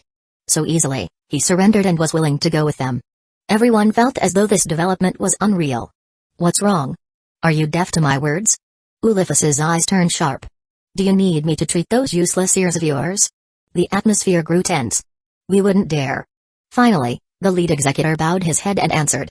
Then lead the way. And remember, I won't say this a third time. With that, Ulysses gave them a cold glance, then opened the car door and returned inside. Understood. Seeing the Lord submit so easily felt surreal, but the executors did not dare speak any further. No one wanted to risk their lives to battle a veteran lord. Their mission was simply to bring Ulysses to the Department of Policies. Once they delivered him to headquarters, even if Ulysses changed his mind later, it would no longer be their problem. So the executors exchanged knowing nods and began driving to lead the way. As the car began to move, Roy, who had remained inside the entire time, looked through the window at the car ahead before turning his gaze back to Ulysses. He asked, "Is everything in order, Lord Ulysses?" "Rest assured. I've already had my son-in-law contact the Department of Mineralogy, the Department of Astromancy, and many noble families that are affiliated with us. Together with the forces of my department, we can take action at any time." The Department of Astromancy. Hearing that name, Roy paused for a moment. He was quite familiar with this department.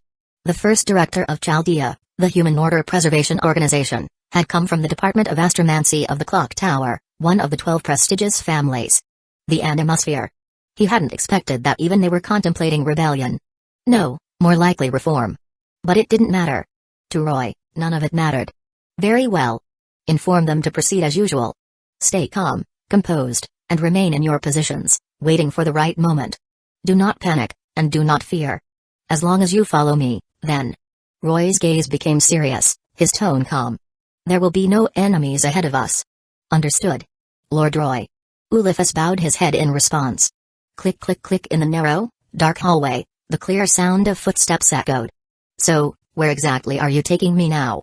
Roy squinted slightly, looking at the young woman in a sharp suit walking ahead of him, asking a question he already knew the answer to. "Weren't you supposed to take me to a waiting room to wait for Lord Ulysses' return? But this path feels more like it's leading to a basement or something." "Shut up, idiot." She glared fiercely at Roy. As an executor, she clearly had no intention of showing kindness to the criminal she was tasked with handling. The man in the suit following behind them also remained silent, merely walking behind Roy while keeping an eye on him. He had a special blade hidden up his sleeve, prepared in case Roy tried anything suspicious. This man and woman were both executors assigned to a ceiling designation, one leading the way and the other monitoring him, with enough weapons to ensure no funny business. It was obvious to anyone that something wasn't right, but by now, it was already too late.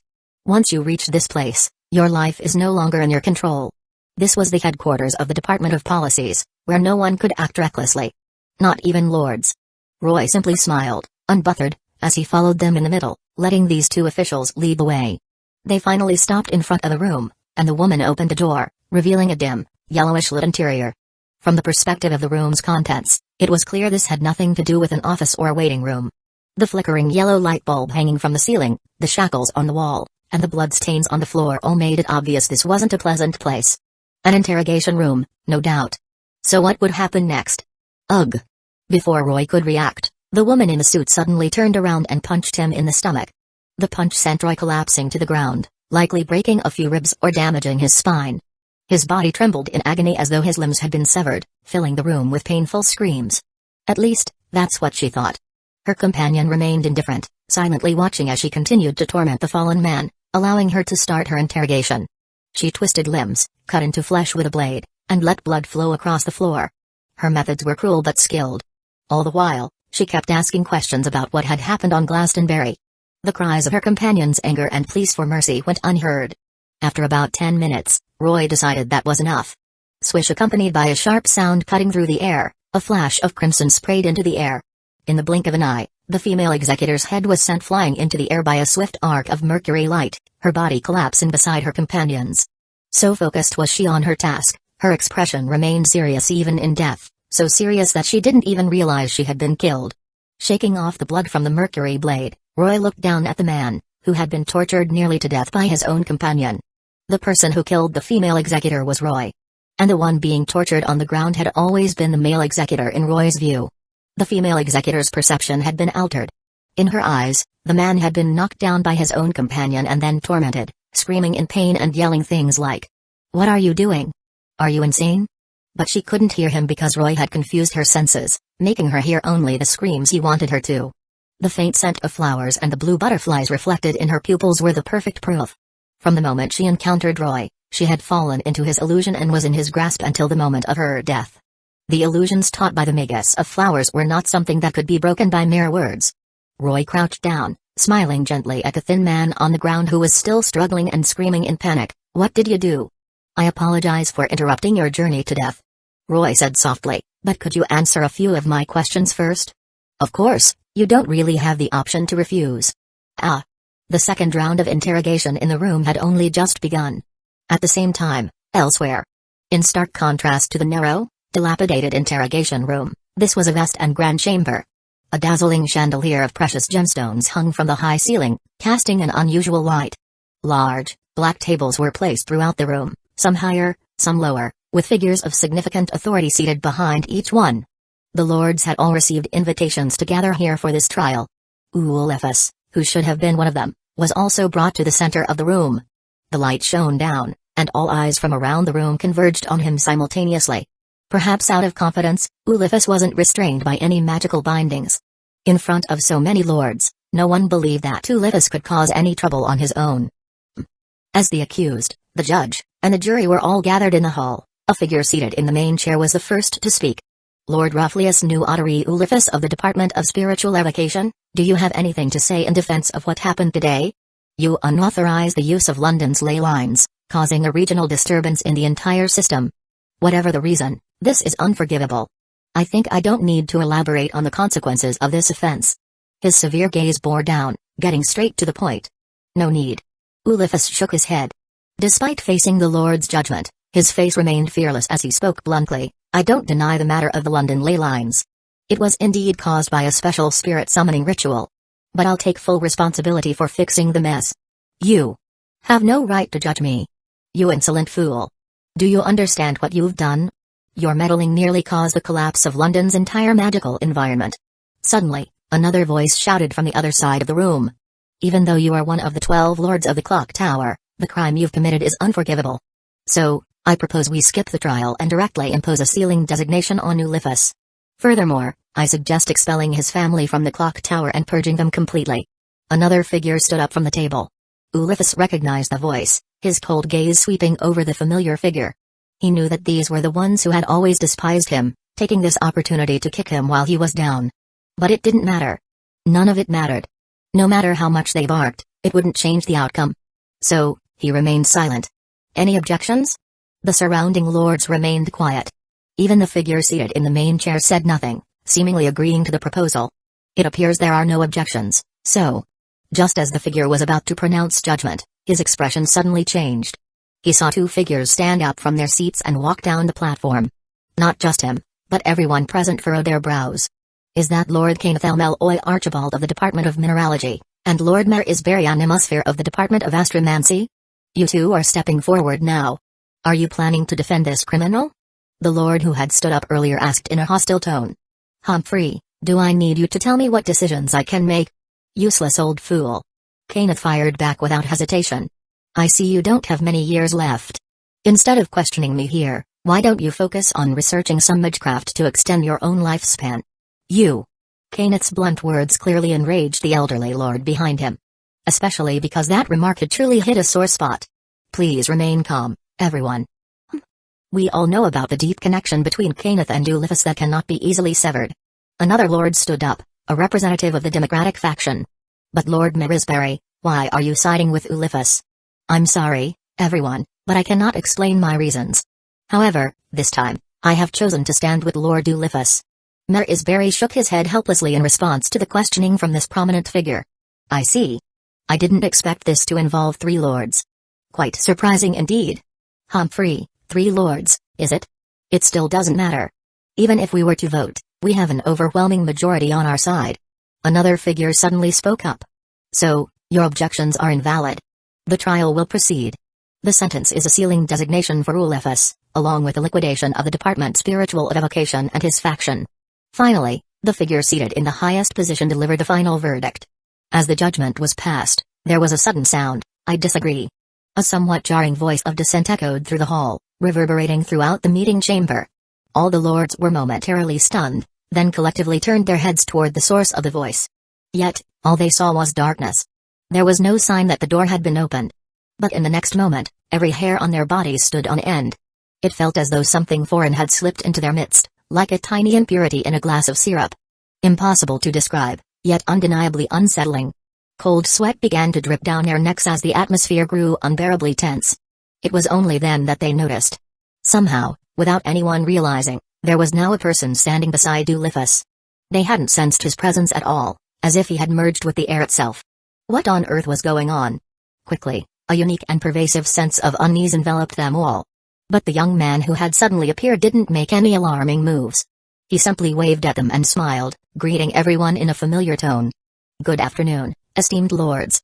He first introduced himself with a polite smile. My name is Roy. As an uninvited guest and the orchestrator of this event, I had planned to quietly watch this farce came to an end. But this childish judgment is far too dull to be entertaining. So, all you who wish to judge me, would you be interested in letting me join in as well? He smiled as he spoke, his tone calm, though there was an unmistakable firmness in his words. This wasn't a request. It was a statement. Everyone in the room was a seasoned power player, well-versed in reading between the lines. And so, as Roy finished speaking, the entire courtroom fell into a chilling silence. Chapter 89. This is Power. The Clock Tower, located in London, is one of the 3 major branches of the Mages Association.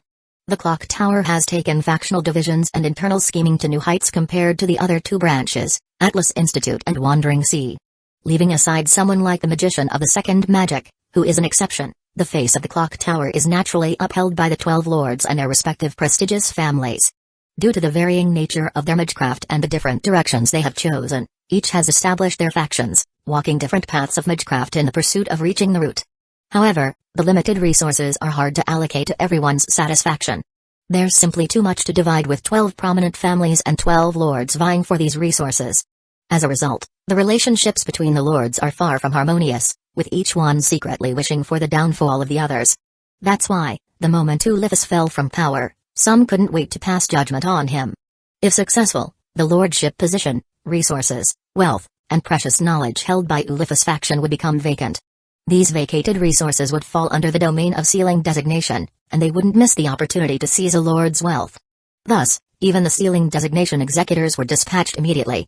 There was no intention to give Ulysses any chance to breathe. This trial was just a formality. The real reason behind Ulysses' downfall, whether he could resolve the situation or not, didn't matter. What mattered was his disappearance. Among the 12 lords at the Clock Tower's headquarters, the lord overseeing the Department of Archaeology, Carmaglyph Meluasta Diluc, looked rather uneasy.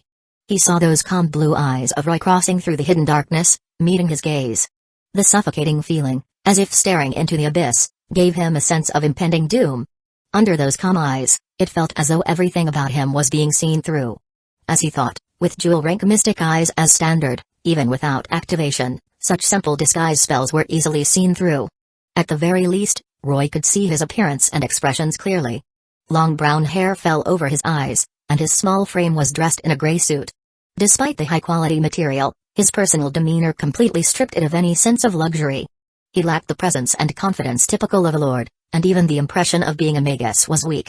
He looked more like an ordinary businessman. But this was only the surface. Roy saw deeper. He saw the essence hidden within. Ambition and desire. As expected, any magus who could rise to the position of lord in the clock tower couldn't possibly be a peaceful, kind-hearted person. Huff. Huff. Though only a few seconds had passed, to Meloasta, it felt like an eternity. He lowered his head, breathing heavily, with sweat pouring down his forehead. The sudden pressure and eerie sensation left him unsettled, filling him with deep dread toward Roy. Though it was just a brief exchange of gazes, he realized the gap between them. His sixth sense was warning him, the figure standing below was not someone he could oppose. But should he really back down like this? He still felt a hint of reluctance in his heart. He was so close to success. He had made thorough preparations. Once Uliphus was overthrown, he was confident he could acquire most of the Department of Spiritual Evocation's assets and take over more of its resources. It wasn't even impossible for one of his people to claim the lordship of the Department of Spiritual Evocation. But why did things turn out like this? Who exactly was this young man who appeared out of nowhere? I do not agree with this trial's outcome. Roy's calm voice broke the silence. Though soft, the rebuttal rang piercingly through the entire conference hall. Meloasta's face darkened, but he didn't dare to say anything more. He simply bowed his head and remained silent. Since the Lord of the Department of Archaeology had noticed that something was amiss and chose to stay silent, the other lords naturally sensed it as well. After all, no magus who had reached such a position was lacking in intelligence, whether young or old. They were all exceptionally shrewd. As a result, the entire conference hall fell into an uneasy silence, with no one willing to speak or step forward. The proceedings reached a stalemate. Why the silence? Are you unwilling to continue this farce? There was no answer. None of the lords responded to Roy's question. They all chose to remain silent, observing from the sidelines. At last, the figure sitting at the head of the table spoke first. I recognize you, young man. You are the mysterious youth who was personally greeted by the magician of the second magic, Lord Zelrech, in front of all the lords of the clock tower a few months ago. The figure spoke softly. After that day, I stationed people at the clock tower to watch for your return, but you never appeared again. I also sent people to investigate Lord Kenneth, who claimed to be your mentor, but found nothing. After so long, I assumed you had left London and ceased further investigation. However, not long ago, I received reports from my subordinates that someone had seen you again at the clock tower, and you had interacted with the Department of Spiritual Evocation. Unfortunately, my subordinates disappeared soon after reporting this, and I lost contact with them, leaving no time to verify the information. I never expected it to be true. To my surprise, not only have you gained the support of the Mineralogy and Department of Spiritual Evocations, but even the Department of Astromancy as well. So, I have just one question. Was it you who orchestrated the magic ritual that disrupted London's ley lines, young magus? Hearing this, Roy maintained his smile and nodded slowly. Yes, I borrowed the ley lines in the London area for a small experiment. I deeply apologize for any inconvenience my actions may have caused. Fortunately, the experiment was successful, and the results are quite satisfactory. My efforts weren't in vain, so everything was worth it. Roy's face still held a gentle smile, but though his words were apologetic, his tone and eyes were cold, showing no real remorse.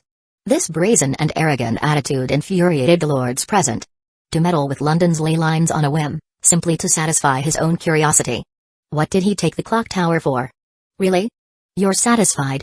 But, you know, I'm not concerned with the so-called results. Do you understand what kind of price you'll have to pay for the crimes you've committed? The judge representing the Bardem Eloy family stood up, his gaze sweeping over Roy and the three lords behind him. His tone was filled with cold indifference and finality. Acting recklessly, breaking the principles of secrecy, and shaking the very foundations of London's ley lines. These are heinous crimes. Even if you have ties to the Wizard Marshal, there will be no leniency. For violating the rules, you will face the consequences. And those three behind you will be purged as well. As his left hand fell, the magical gavel, symbolizing his authority as an enforcer, struck the table with a loud clang, echoing sharply through the hall. At the same time, the magecraft hidden within the room began to stir. I now propose, in the name of Bartum Eloy of the Department of Policies, to apprehend the mastermind of this incident, along with the accomplices Ulifus, and those who sheltered them, Kenneth and Marisberry, for a trial. Those in favor, raise your hands. The proposal further darkened the already heavy atmosphere of the hall. Only a few lords who opposed Bartum Eloy discreetly exchanged glances and chose to abstain from the vote. The majority, after a brief moment of consideration, decided to raise their hands in agreement with Bartum Eloy. To pass judgment, huh? How fitting for the occasion. But you know. Roy glanced at the array of terrifying magical restraints scattered across the ceiling and floor, completely unfazed, still wearing a calm smile. There's nothing to fear about guilt, after all. The so-called rules and laws exist only for those who need them to survive. The ones who define these rules are none other than you and me, standing above others. Just like how Magus view ordinary humans, and how humans see monkeys. So don't worry. Roy flashed a dangerous smile. No one will raise their hand. What? Arg. In the next moment, blood rained down from the ceiling. Suddenly feeling a sharp pain, the lords who had raised their hands looked down at them in shock. Their hands had already been severed, falling to the ground, effortlessly cut off by a magnificent sword. Unbeknownst to them, Artoria had appeared behind them and swiftly severed their hands. See? The rules have been broken, my lords. Once you take that step, there's no longer any need to fear these false constructs. What? What is this? When did this happen? The hands that had been raised in support were swiftly sliced off by the sudden appearance of Artoria, as easily as cutting a cake. The room erupted in panic. The lords realized that not only had Roy gone unnoticed, but so had this blonde girl. And were there more? Who could guarantee that only these two were present? What if 3 or 4 more appeared, or even more than that? An unnamed fear gripped their hearts. If not for the presence of Bartum Eloy, the pillar of their strength, they might have fled already. A familiar? Or a ghost? No, the magical power and presence she displayed far surpassed what any familiar or spirit could achieve. What in the world is she? The Bartum Eloy enforcer eyed the now disappeared Artoria, clearly surprised. She's neither a familiar nor a ghost. She's my most trusted companion and ally. Please, do not insult her by calling her a familiar, or face the consequences. Roy gave him a cold look as he spoke. A companion? An ally? So, that lifeless figure possesses intelligence and consciousness, huh? A powerful familiar or spirit, undetectable by normal means. Is that what you're relying on? Why don't you take a guess? Roy smiled. I'm not interested. Continuing to speak, Bartum Eloy raised his hand and pointed directly at Roy. Your methods are strange, and even I can't fully see through that sudden familiar. But if you think you can cause trouble in Bartum Eloy's domain with just this, then you're sorely mistaken, young man. At his command, countless floating orbs resembling eyes began to emerge from the floors, ceiling, and walls of the conference room, encircling Roy and his companions. A glance around revealed their overwhelming numbers, each orb brimming with deadly magical energy capable of easily killing any Magus. Like the rest of the British Museum, this meeting hall was only a facade. Its true nature was that of a hidden magical workshop. The defensive magecraft within was the highest standard that the clock tower could offer, completely surpassing the level of a mere lord's workshop. Here, within this magical workshop, the Department of Policies held absolute dominion. Powered by 3 magical energy reactors, the workshop maintained full operational capacity, ensuring that the enforcer was confident no one could defeat him. Not even multiple lords working together could hope to topple him. Now, it was time to judge the heretics. Impressive. I didn't expect the Department of Policies to have such hidden cards. I must say, I'm momentarily shocked. But Roy's gaze swept over the shocked lords, his smile turning dangerous. It was only for a moment. You've hidden this ace well, not informing any of the lords. Were you planning to use it as a trump card, or perhaps to purge everyone when the time was right? Your intentions really make one wonder. This cheap trick of sowing discord won't work on me. Once this matter is settled, I'll explain everything to them. But until then, call out your familiar. You won't have another chance. You're confident you've already won? Do you still think you stand a chance under these circumstances? Bartum Eloy's tone was firm, carrying an air of unquestionable authority. As the master of the entire building and the controller of this magical workshop, which he had personally constructed, he fully understood the power of this place. As long as he remained here, even if facing a true ancestor, he was confident he could suppress or kill them. This was the confidence of an absolute ruler. Finally, he turned his gaze once again to the 3 figures behind Roy. Ulefus, Kenneth, and Marisbury, and sought their confirmation. The departments of mineralogy, spiritual evocation, and astromancy. 3 ancient, noble factions each led by a lord. If they are eradicated, it would cause significant damage to the clock tower. To ensure the stability of the clock tower, and out of consideration for our years of collaboration, I'll give you one final chance to reconsider. Will you admit your mistakes? If you make the necessary reparations, I can propose leniency from the clock tower and spare you from the punishment of sealing designation. Even Bartholomew, known for his cold, impartial judgment in the Department of Policies, hesitated when he realized that 3 noble factions were involved in this situation. The clock tower had only 12 factions, and this conflict implicated a quarter of them. Moreover, Ulysses and Delmeloy were both part of his own faction. The aristocratic faction.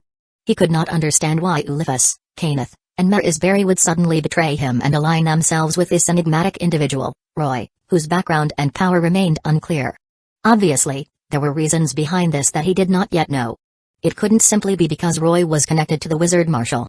But those reasons didn't matter right now. What he needed was a clear stance. The decisions made by these 3 would determine their alignment. I'm glad to see someone as impartial as yourself showing such leniency. Hearing Bartholomew's concession, Marisbury smiled and shook his head, stepping closer to Roy. However, I must decline your offer. I choose to stand by Lord Roy. Marisbury's attitude was sincere, but his refusal was unmistakable. My apologies, Your Honor. I once revered Bartholomew as our king. Firmly adhering to aristocratic ideals. Ulysses spoke up, but after all these years, the result has not satisfied me. Endless scheming. Meaningless factional strife. Even the aristocratic factions can't maintain a unified vision. So I chose a different path. A new opportunity stands before me. A better one. This is the perfect moment for change. And the best chance to unify the clock tower's factions. So, former king. Could you stop here? Continuing down this path will bring no benefit to you or the clock tower. After finishing, the old gentleman lowered his head, giving Bartholomew the farewell bow of a noble, signifying his departure from his former king. A new revolution? Your choice truly opens my eyes, Ulysses. By now, Bartholomew understood Ulysses' resolve. Without further questions or attempts at persuasion, he glanced briefly at Kenneth but didn't speak. There was no longer any need for words. What remained was to purge the traitors. Everyone else, return to your seats. The magical restraints in this room will not affect you. Bartholomew raised his gavel, his voice cold. Now was the time to judge the guilty. As his words fell, countless floating eyes began to move in unison, like a swarm of bees, gathering together and descending upon the 3 below. The scene was suffocating. Under the constant pressure, the hearts of the lords could barely endure, and they were desperate to leave this perilous room as quickly as possible. After all, staying inside someone else's magical workshop was akin to handing over their lives, with their fate entirely dependent on the workshop's owner. They wouldn't dare gamble on Bartholomew's attitude, especially those lords who had always been at odds with him, from different factions. Even though the anxiety of these lords was written clearly on their faces, Bartholomew, sitting at the head of the room, paid them no mind. Staring at Roy, who was being encircled layer upon layer, he felt no sense of relief. Roy's calm and indifferent demeanor caused Bartholomew's previously assured confidence to waver with unease. How utterly ridiculous. Is this your greatest reliance? These simple toys? Facing the countless approaching eyes, Roy showed no sign of panic. Instead, he raised his hand slowly, turned to the lords, and said, in an unhurried manner, why bother destroying them with magecraft? Just crush them all with a single surge of magical energy. At that moment, Bartholomew and the seated lords turned their shocked gazes toward the mass of magical eyes surrounding Roy. Suddenly, a terrifying surge of magical energy erupted from him, and the countless magical eyes exploded one after another, the sound of splat echoing continuously. Roy, standing at the center, reappeared with the other 3 lords behind him, looking at them calmly. Despite the numerous magical familiars exploding, Roy remained unscathed. His clothes were intact, and his expression remained composed and elegant. Although the 3 lords behind him were also unharmed externally, their faces were grim, as though they had witnessed something terrifying. It was clear that being in such close proximity to this clash of power was not a pleasant experience for them. In the face of danger, the instinct to flee took over, a basic human response. Even Magus feared death. Seeing Roy break free from the encirclement, the hearts of the lords sank. The overwhelming magical energy that had erupted now pressed heavily upon them. Their instincts screamed a warning: if they didn't flee now, they would die. Several lords made swift decisions, releasing a few familiars or using smoke magecraft, rapidly enhancing their legs with reinforcement magecraft, propelling themselves toward the door at incredible speed. In just a few breaths, someone had already reached the door. But before they could leap through, a scream rang out, and the fastest lord was sent flying back by a powerful force that suddenly appeared. In the next blink of an eye, the golden-haired knight stood before the door. No one knew when she had arrived. With both hands gripping the hilt of her sword, she planted it firmly into the ground, standing there with an air of overwhelming authority. "Return to your places. If anyone dares approach, don't blame me for being ruthless." The terrifying aura of battle energy, mixed with magical energy, surged toward the fleeing lords, forcing them to halt. The lords exchanged uneasy glances, too afraid to make any further moves. Looking at the petite figure blocking the doorway, their eyes were filled with dread. Where did these monsters come from? Please be quiet, everyone. This farce is not yet at its official conclusion. Roy suddenly snapped his fingers.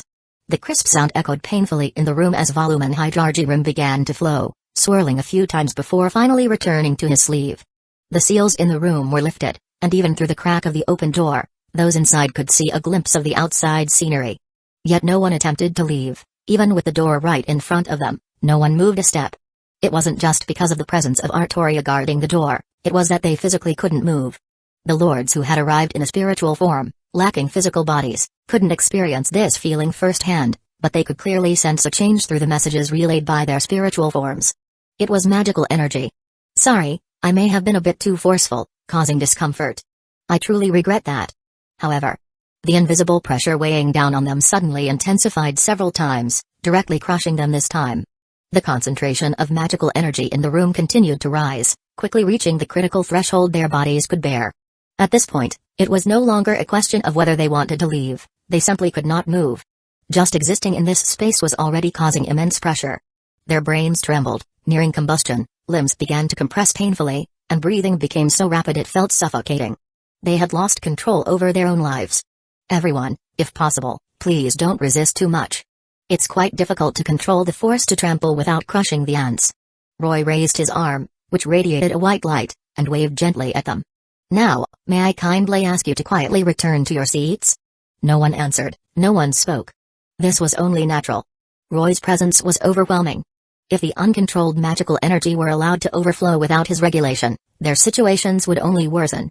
Standing beside him, Ulefus, Mer Isberry, and Kenneth were within his protective circle. As long as they did not step outside, they would not be harmed by the magical energy.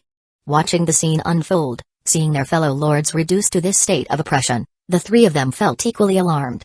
Surely, if it were them, they would also be in a similarly miserable position. This was the power that magicians possessed. In essence and realm, they were beings of an entirely different dimension from Magus. "It seems everyone is cooperating quite well. I'm relieved." Roy took in everyone's reactions, nodding slightly before finally looking toward the judge from Bartom Eloy. "Do you have anything to say?"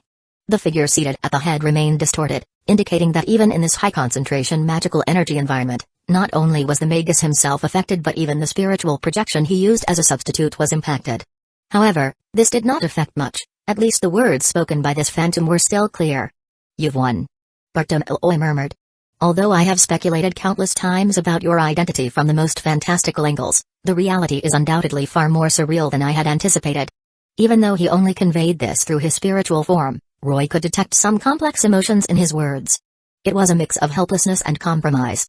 "Now I can be certain that your relationship with the magician of the second magic is not merely that of a typical junior to senior, nor is it simply a pleasant crime born from shared interests, and it's even less likely to be the most plausible master-apprentice relationship. You are true kindred spirits, you are a being who can walk alongside him. I never expected that aside from the ever-present magician of the second magic Zelrach and the inheritor of the magician of the fifth magic, Oko Ozaki, the magician of the third magic, who has vanished from history, would re-emerge before me. The heavens feel, the perpetual motion of infinite magical energy, and that white circuit on you that resembles veins. It seems I have lost without justification." Bartom Eloy looked at Roy and raised his hand in surrender. Even though he still had other means to employ within this magical workshop, there was no longer any need for it. There was no point in a desperate struggle, it would only provoke him further. There's no notion of fairness or unfairness, nor is there a distinction between right and wrong. The only thing that separates us is our choices. Roy calmly responded. "Indeed, perhaps you are right. Judging by the outcome, you have won, and it seems the structure of the clock tower will be rewritten once again." His gaze met Roy's, and he shook his head. Whether it was the identity of the magician of the third magic, the connection to the magician of the second magic, or the display of his power, all of this had led to a complete collapse of this judgment. Now that it had came to this point, there was no need to hold on any longer.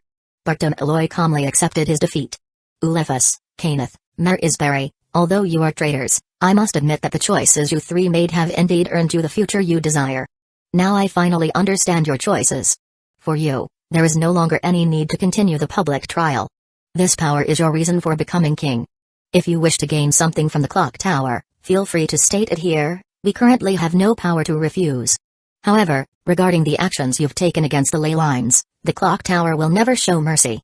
Whether to the world of Magecraft or the Mages Association as a whole, it is utterly unforgivable. Even if you were to kill us all, it would not bring an end to this. You will not only face the clock tower and the lords ahead, you will engage in a battle with the entire Mages Association and even the whole world of Magecraft. Prepare to embrace war, magician of the third magic. Bartholomew's voice carried anger, but the judgment remained resolute.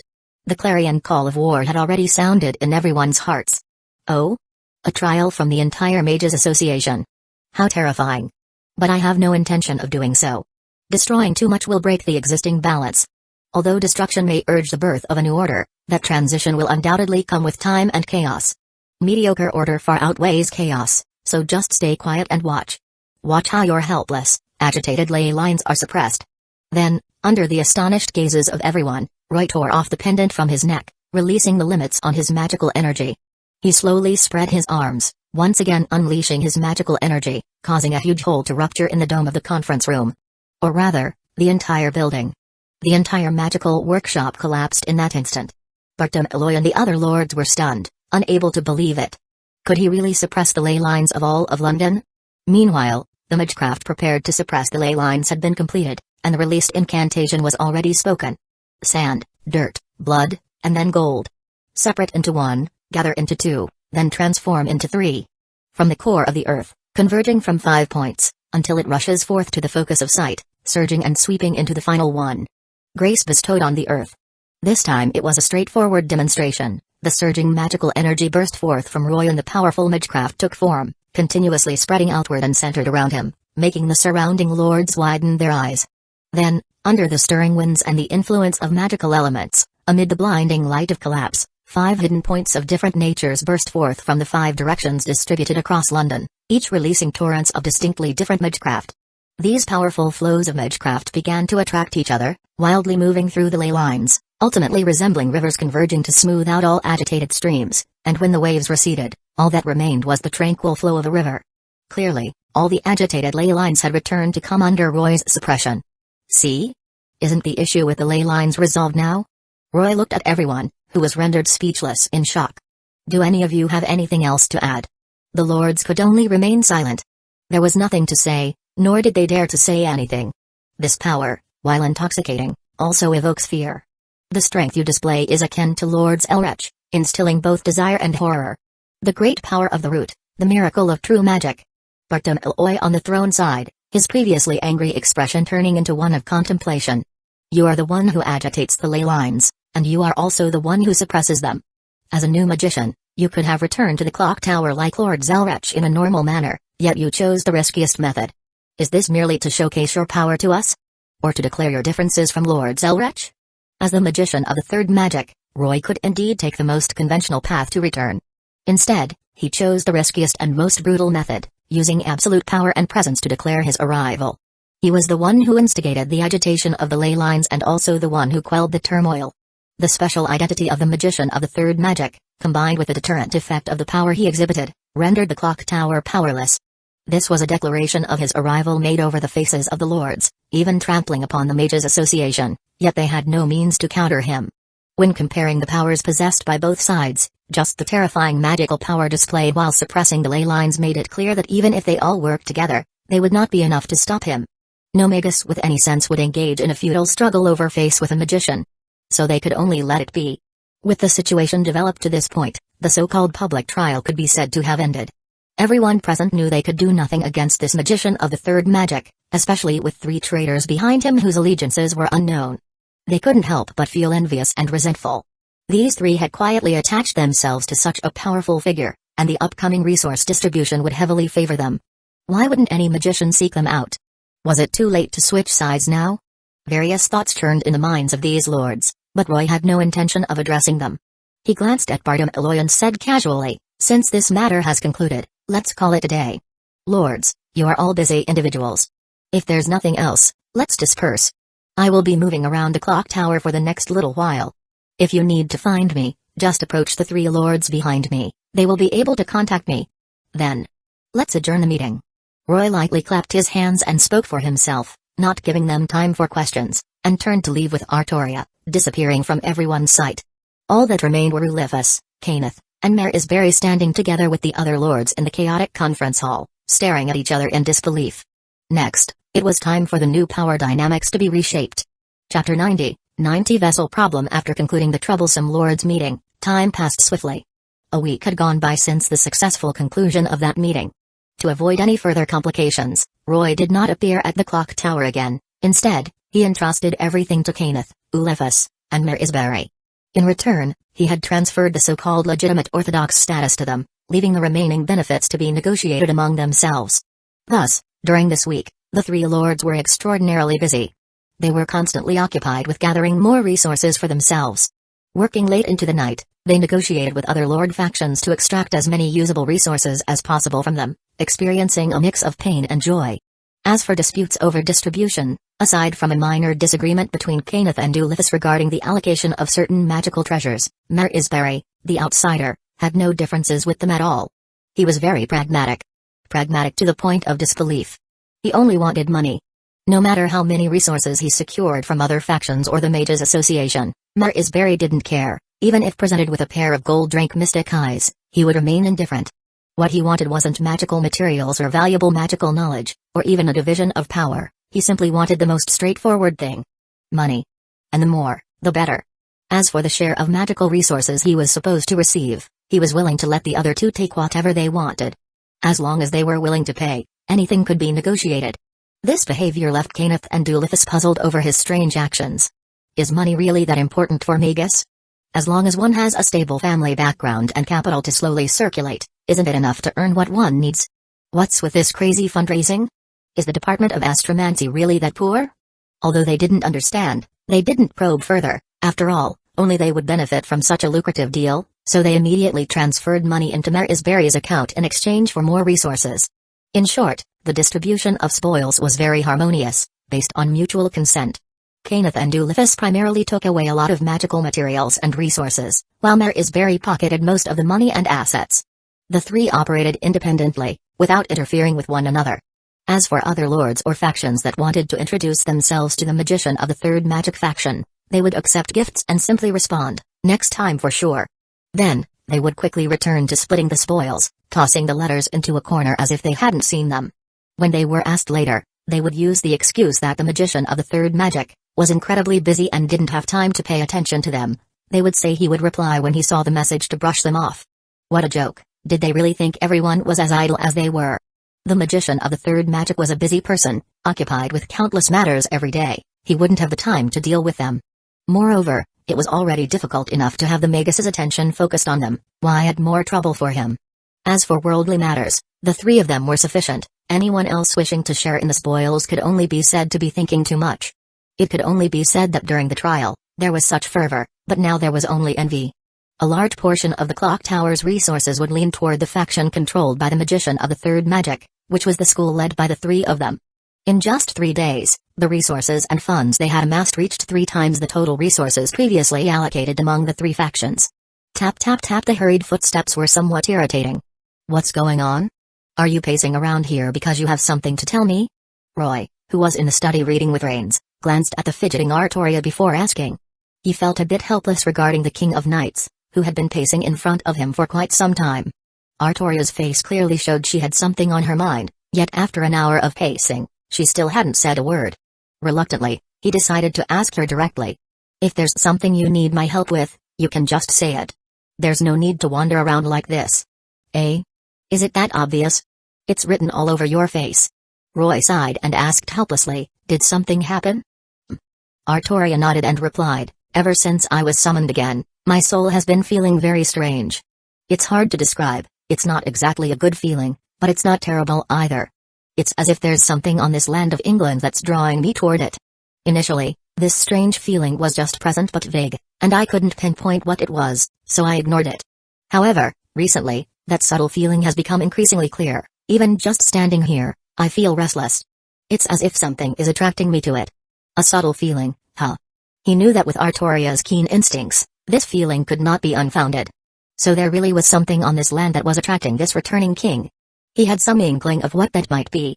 After a moment of contemplation, Roy turned to Artoria and asked, "Can you sense the direction or a specific location?" "Probably, yes." Artoria gently touched her chest and replied affirmatively. "I can perceive the general direction, and if I get closer, I'll be able to pinpoint the location." "Does Rains have a map of England?" Roy called out to Rains. "Wait a moment." With a simple reply, Rains quickly retrieved a map of England from a corner of the study and laid it out between them. "This makes things much easier." Roy nodded, thanked Rains, and then turned to Artoria, continuing, "Could you mark the approximate direction on the map of England? I might have some clues about your situation." "Really?" Artoria was a bit surprised by Roy's words. "I often keep in touch with Merlin, so I know quite a few secrets about you." He nodded in affirmation. "Artoria, focus carefully on the direction again, starting from where we are in London." Following that, Roy used his magecraft to mark the coordinates of London and then traced the direction that Artoria sensed toward a farther location. "That subtle feeling that is attracting you probably comes from here." Finally, his finger landed on Wales, located southwest of London. Indeed, the direction of Wales was consistent with what Artoria had sensed. "That's it.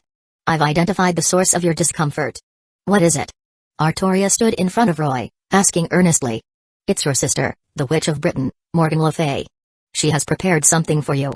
If I remember correctly, she built a village there that belongs solely to King Arthur and has made many preparations for your resurrection. She has also selected a vessel, and this vessel is the most perfect body completed to date, ready to resurrect you." Regarding Artoria's inquiry, Roy didn't hold back and directly revealed the truth of the matter to her. "If I'm not mistaken, your connection is likely due to that vessel, and now she is drawing you in to inhabit her body. Is it really my sister? For my resurrection? How could that be? She isn't." Upon hearing this news, Artoria clearly found it hard to believe. She could never imagine that her estranged sister, who had always been at odds with her and even harbored resentment, would take steps to resurrect her. Moreover, wasn't this 1,000 years later? How could her sister possibly still be alive? No, wait.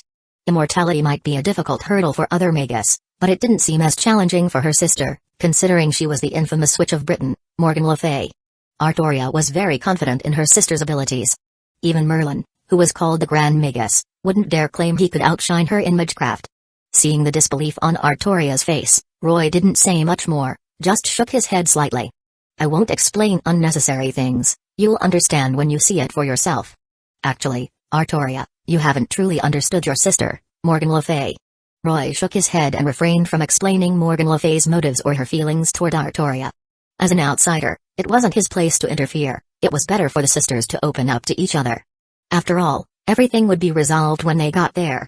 He closed his eyes and tried to recall the part about Grey from Lord Delmeloy's case files, combining it with the topics he had casually discussed with Merlin in their dreams. Blackmoor Cemetery.